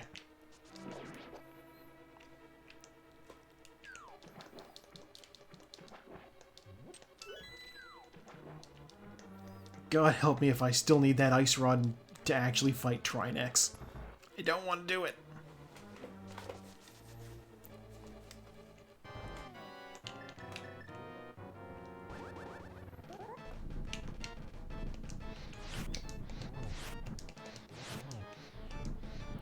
I know 2 shots from the fire rod will kill one of these worms.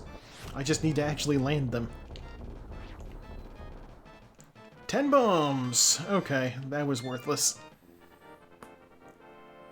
You know what? No, I won't say it was worthless. We gained information.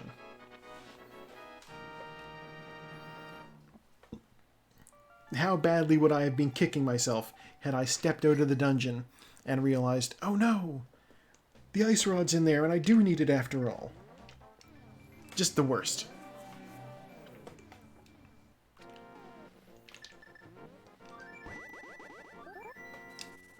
Okay.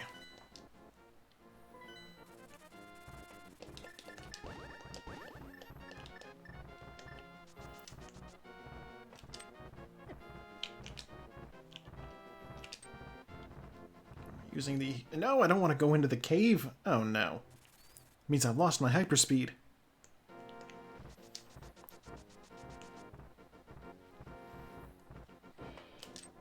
think this is faster?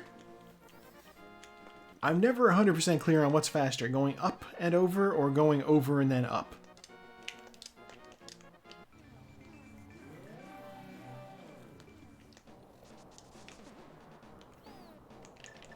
But yeah, the described clip from Game Changer was from when they did a Survivor-style a Survivor-style two-parter. Yeah, I suppose, although unlike the knights in chess, Link cannot jump.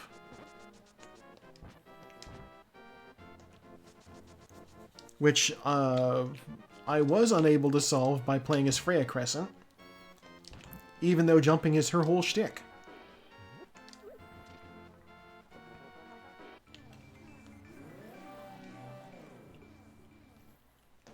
There we go. Yeah, basically, is it faster to walk up those long-ass stairs, or is it faster to go through Paradox Cave? That might be something worth timing. I know one of the people that I watch play this sometimes.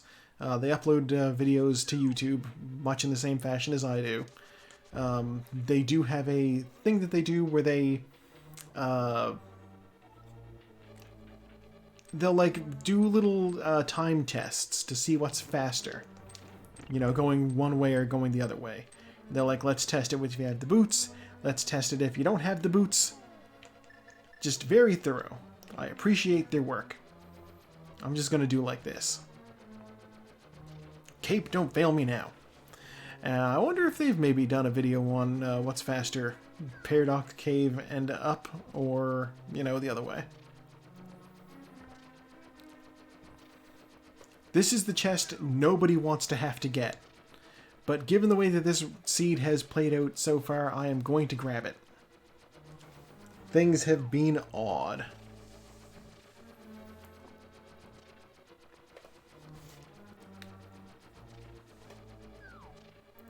Alright, get off of me. It's the compass. The least useful thing in the whole dungeon.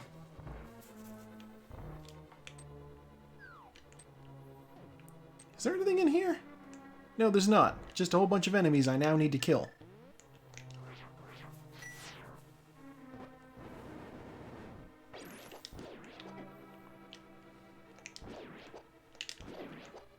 Yeah, I knew that was going to hit me. I'll grab those magics, though. A little bit of magic is useful. Especially for this room. Because I need Fire Rod.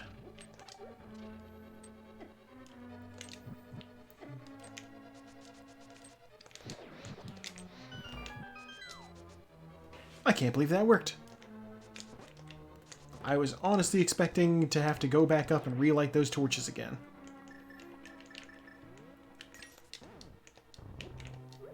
But hey, pleasant surprise. Ow.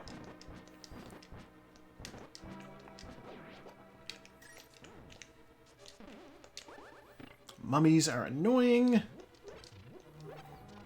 Though curiously enough, and I'm not sure why this is the case, they aren't called mummies. In Zelda, they're called Gibdos. Oh no, it wasn't the big key.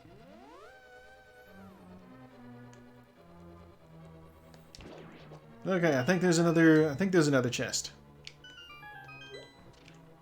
I'll take that. I think there's more to get down here, maybe.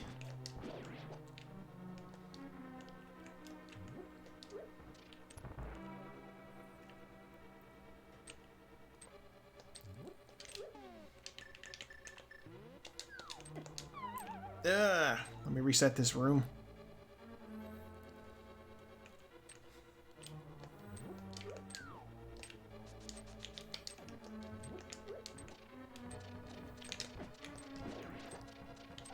Yeah, all I know is ain't nobody watching a cartoon in the 90s called Gibdos Alive.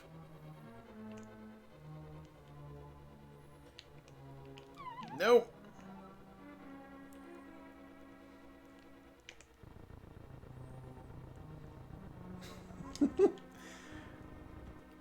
God, I think I want to say there was at least one Mummies Alive question on actually at one point where it was like they went through all the different animals that the different characters had the powers of. Oh God, no! I actually need the ice rod. My hubris.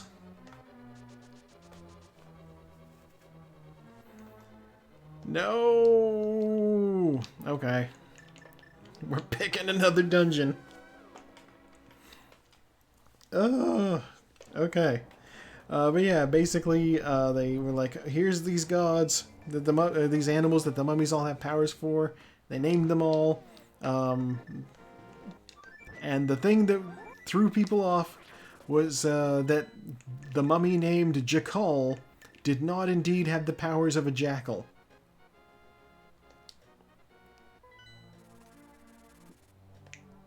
I'm going to check the purple chest. I'm going to take the least optimal route. I'm going to check the purple chest.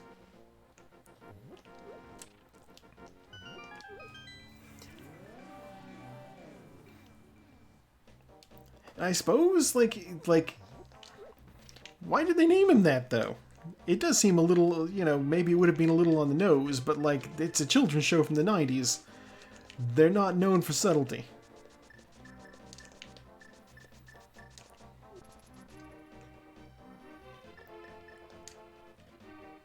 Yeah, there's parts of Smith Chain that I can do while I'm here. I'll check the bat too, since I can do that.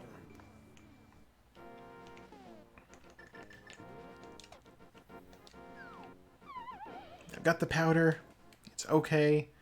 And after this, I have the option of going and turning in the mushroom at the witch. Alright, bat, what do you got for me? Be an ice rod? It's $20. I have never seen a randomizer seed that was ice rod locked. This is so weird.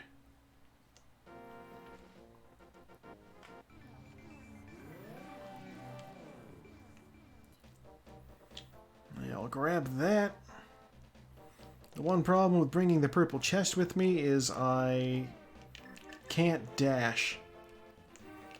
It'll be quicker to come back the other way through the dark world. Let's screw it. I'm using the flute.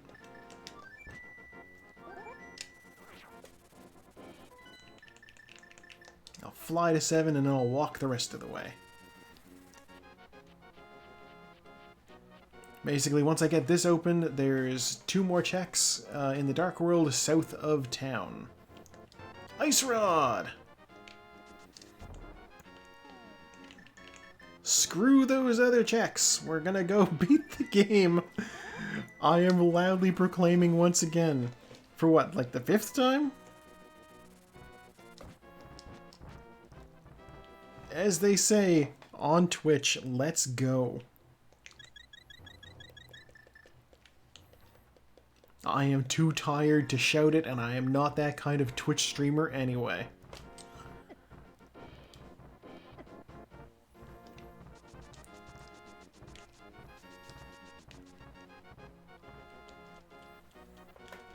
As I understand it, if I juke back and forth going up the stairs, it speeds me up slightly.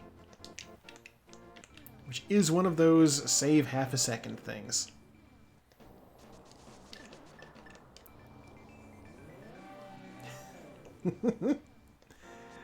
Yes, I like to be the chill stream, you know?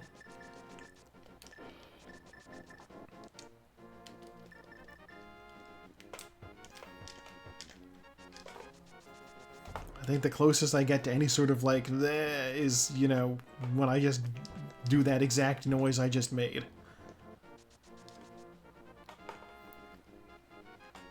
Realizing I actually need the ice rod to fight Trinex on the ice has me going, eh. That's about the most noise I will make other than speaking.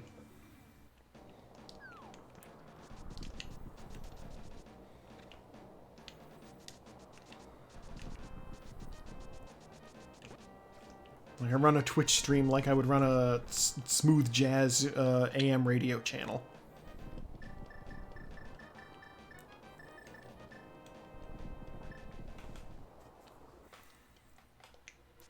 Okay.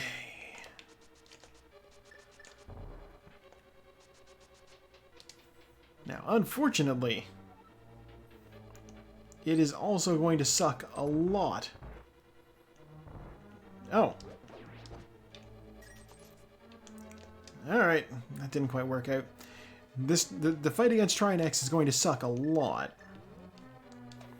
He's an annoying boss to begin with on a normal, you know, fight, and this is going to be on ice.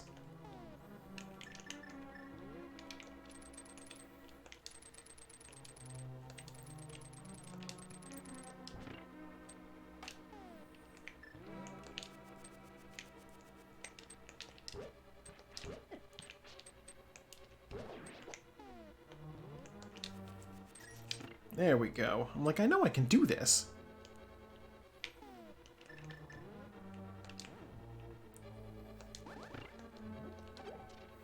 Yeah, ice physics makes everything just a real pleasure to do. You know, just the most fun you could imagine.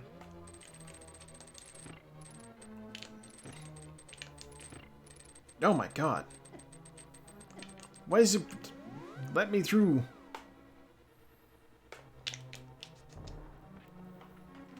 You can sort of jump a little bit. I like that bonking does count as a jump, technically.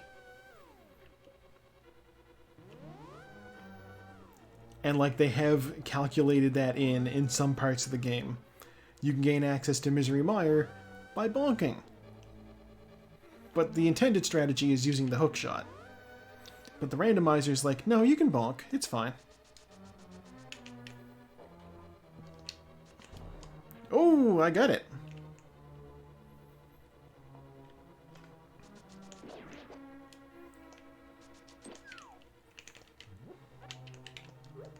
Speaking of bonking.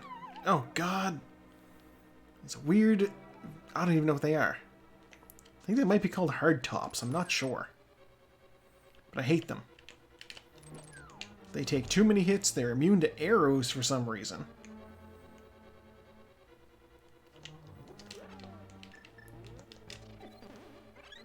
You know, it's nice that the pot they have right there contains a bomb. Because you need one to get access to the next area.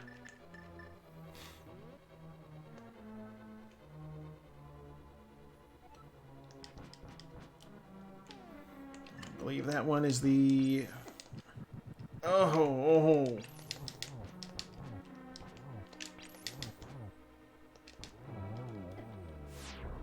Oh, this is going to be awful as I had anticipated.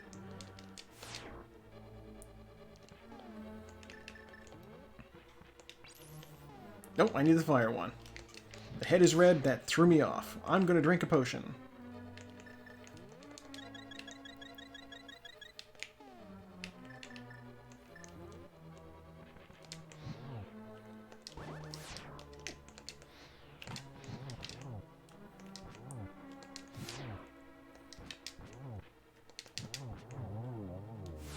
Okay. Yeah, basically, yeah.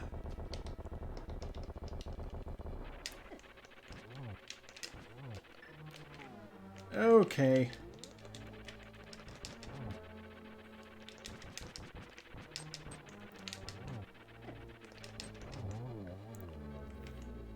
Like, I do not have the stamina to sit here and deal with all that.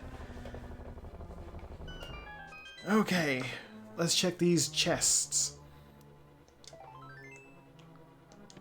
The big key, which is... and $300 just to keep us honest. The big key was literally the only thing we needed from that floor, and it was in the last possible chest room. Behind the boss.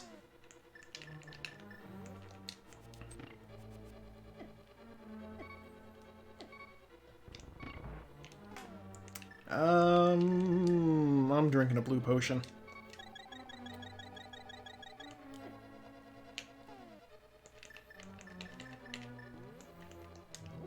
Yeah, I mean, you know, such is Randomizer. Shit can be anywhere. I kind of want that anti-fairy to turn into a fairy so I can put it in a bottle. Alright. I officially have an insurance policy.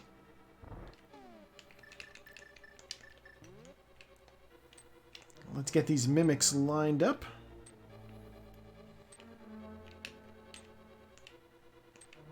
Nope, that's not what I wanted to do.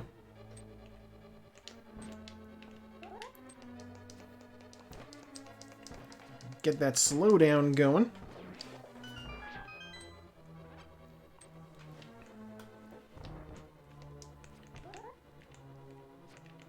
Oh, God.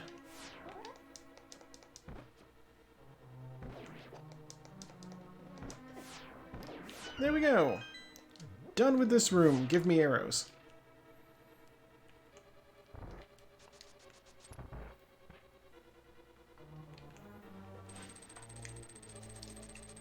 Yeah, conceptually, I like the mimics. The idea that an enemy just does exactly what you do, but like a little bit opposite. Oh god, I did not reset that room well at all. So many spikes. Yeah, the concept of the mimics is fun. They just are doing what you do.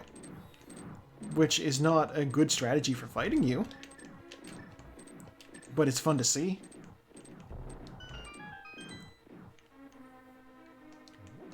Alright, I want one of these fairies in a bottle. Just because you never know. There are 2 more bosses in this castle. One of which I think I'm maybe running up on now.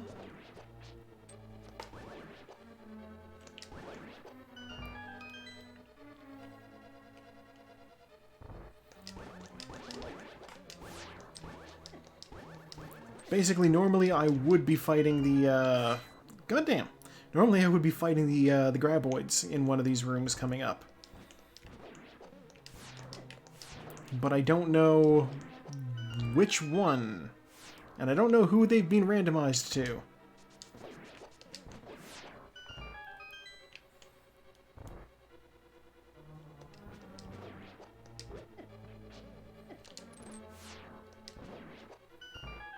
Alright, let's get out of there. I think this will be them? Oh, it's Cold Stare.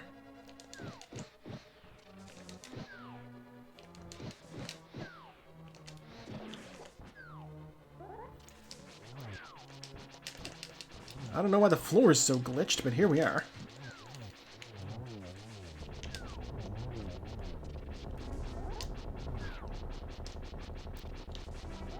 Like, the floor in this fight should be sand. You know what, whatever. It's fine. Pick up. One of these should have magic.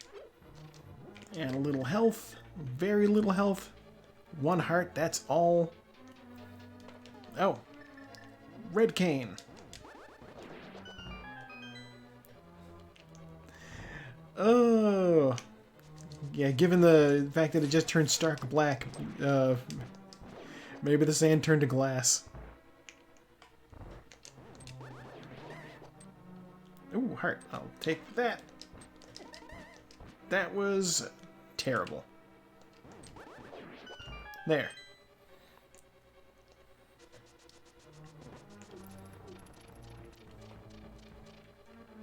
Yeah, whiz robes are just one of those things that it's like recommended you deal with using red cane, and I don't know, you know, for those 2 rooms, sure, because you can hit multiple at once, but like you don't need the red cane to deal with whiz robes in like when there's just one standing there.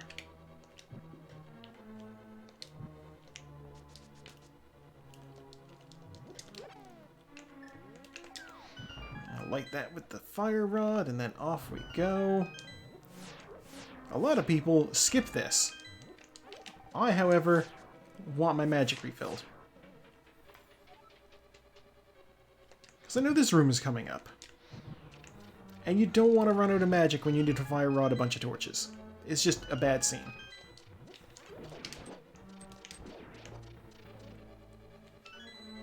Small key, get. Small key, get. Bombs.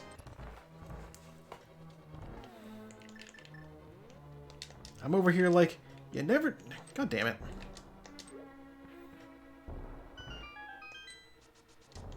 You never know. One of these last chests in this area might just have the thing I'm looking for, which is the silver arrows.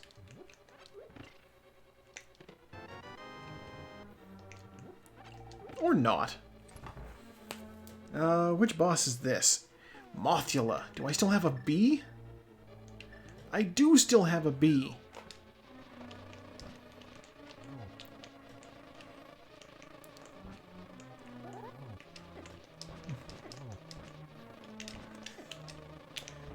Only boss in the game that takes damage from B.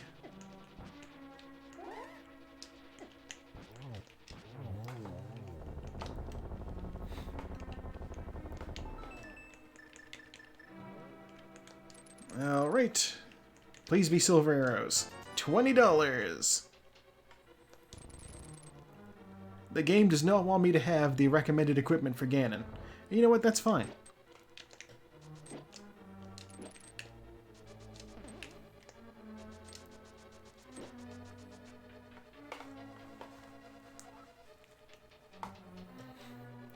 Yeah, like, with Mothula, his usual shtick is that he's just difficult to fight because the floor is made of, like, conveyor belts that shove you around. And so the whole thing is, he doesn't really damage you that badly. He just knocks you into spikes using the floor. What am I supposed to do with that? Come on, guys.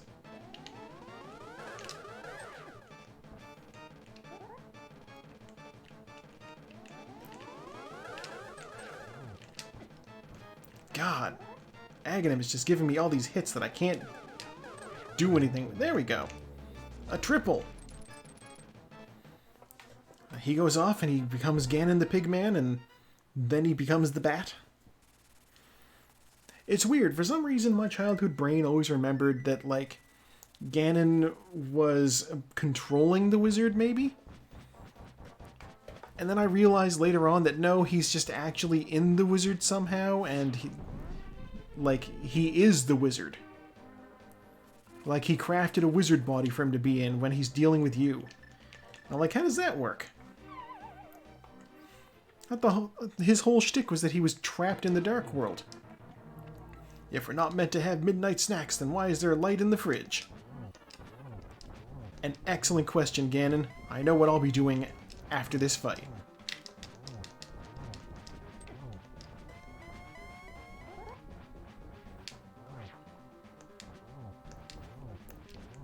Got a nice big bag of chips out there. My name on it.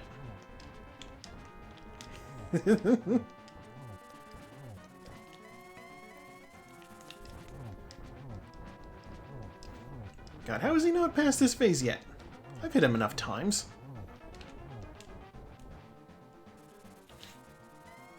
I want to save some magic. Oh, I hit him though. Come on. That hit should count. If I hit him before he gets the bat move off, then he won't get the bat move off. It's honestly preferable for him to just not have the fire bats flying around. Because they do hurt. Ganon. Ganon. Ugh. I'd hoped to avoid fire bats.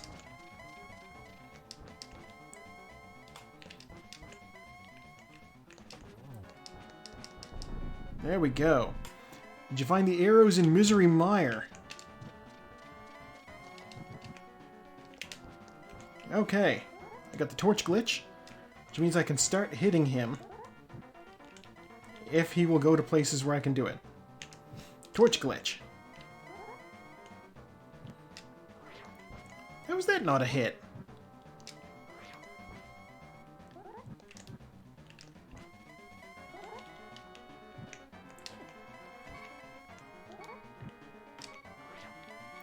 I am missing all of these swings.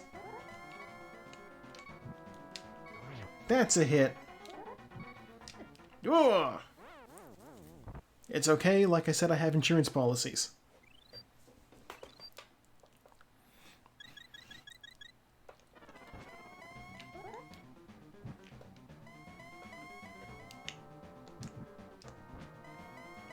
What I don't have a lot of is magic.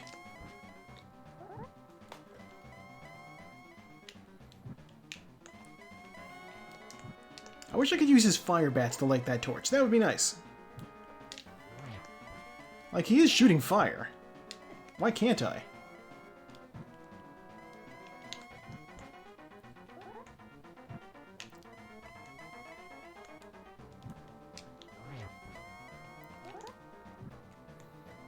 Yeah, both torches need to be lit in order for me to actually hit him. And it's like half a frame after he teleports. I can get 2 hits in if I'm lucky. Now, lucky would be a 3rd hit. It can happen sometimes. Very rare.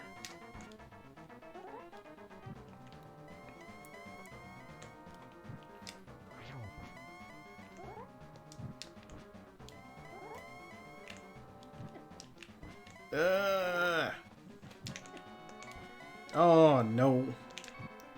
I still have another fairy, it's okay.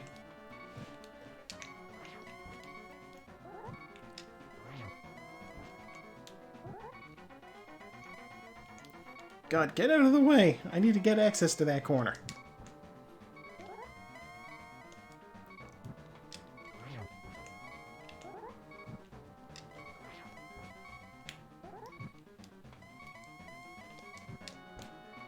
The last of my magic points.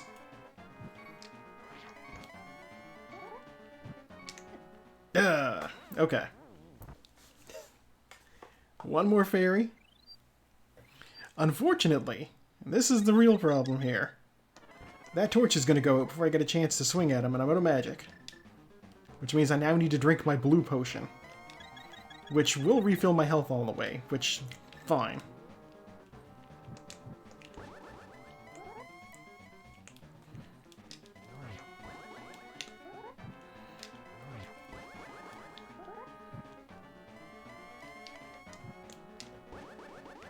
Come on over.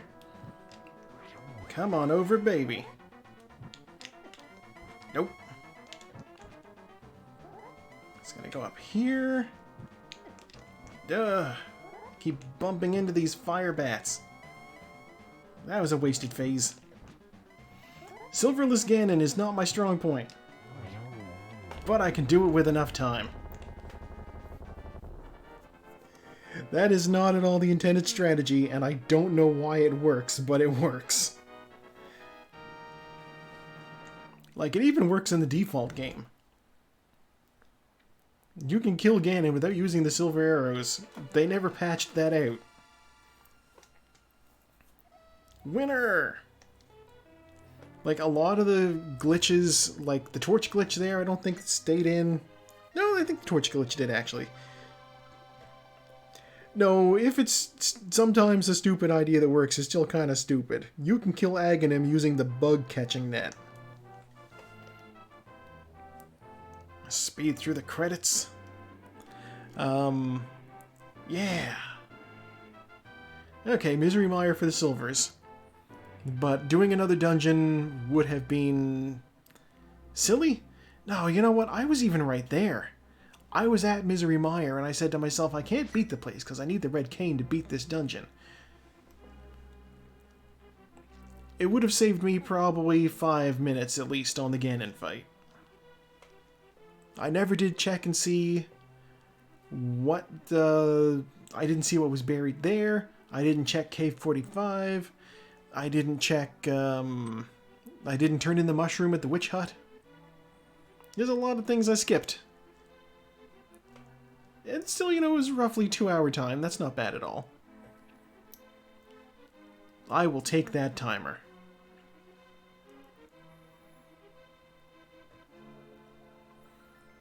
The blue bat. Oh! The blue staff was in the Master Sword pedestal. Okay. The blue cane is a nice thing to get your hands on, but it's not necessary. It's slightly different from the cape. The cape makes you invincible, and you can like swing your sword and attack guys with it. The blue cane just puts a force field around you that hits guys for you. The cane technically uses less magic overall, but requires more to start up than the cape does. It's weird. It's like a very small difference, but like it does come up on occasion.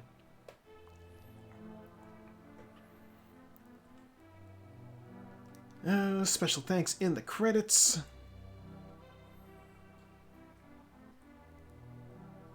Time found. 11 minutes for the first sword. 13 minutes for the flute. I got that flute super fast. Early flute is interesting. Yeah, I didn't get the gold sword because the last sword upgrade, I believe, was in Turtle Rock. And I didn't need to do that. I'd save and quits. 2 deaths, 2 fairy revivals. Yeah, that's true. And 10 minutes in menus. Or 10 minutes lagging. Does that seem right? I don't know. Yeah, 2 hours, 11 minutes. I will take that time.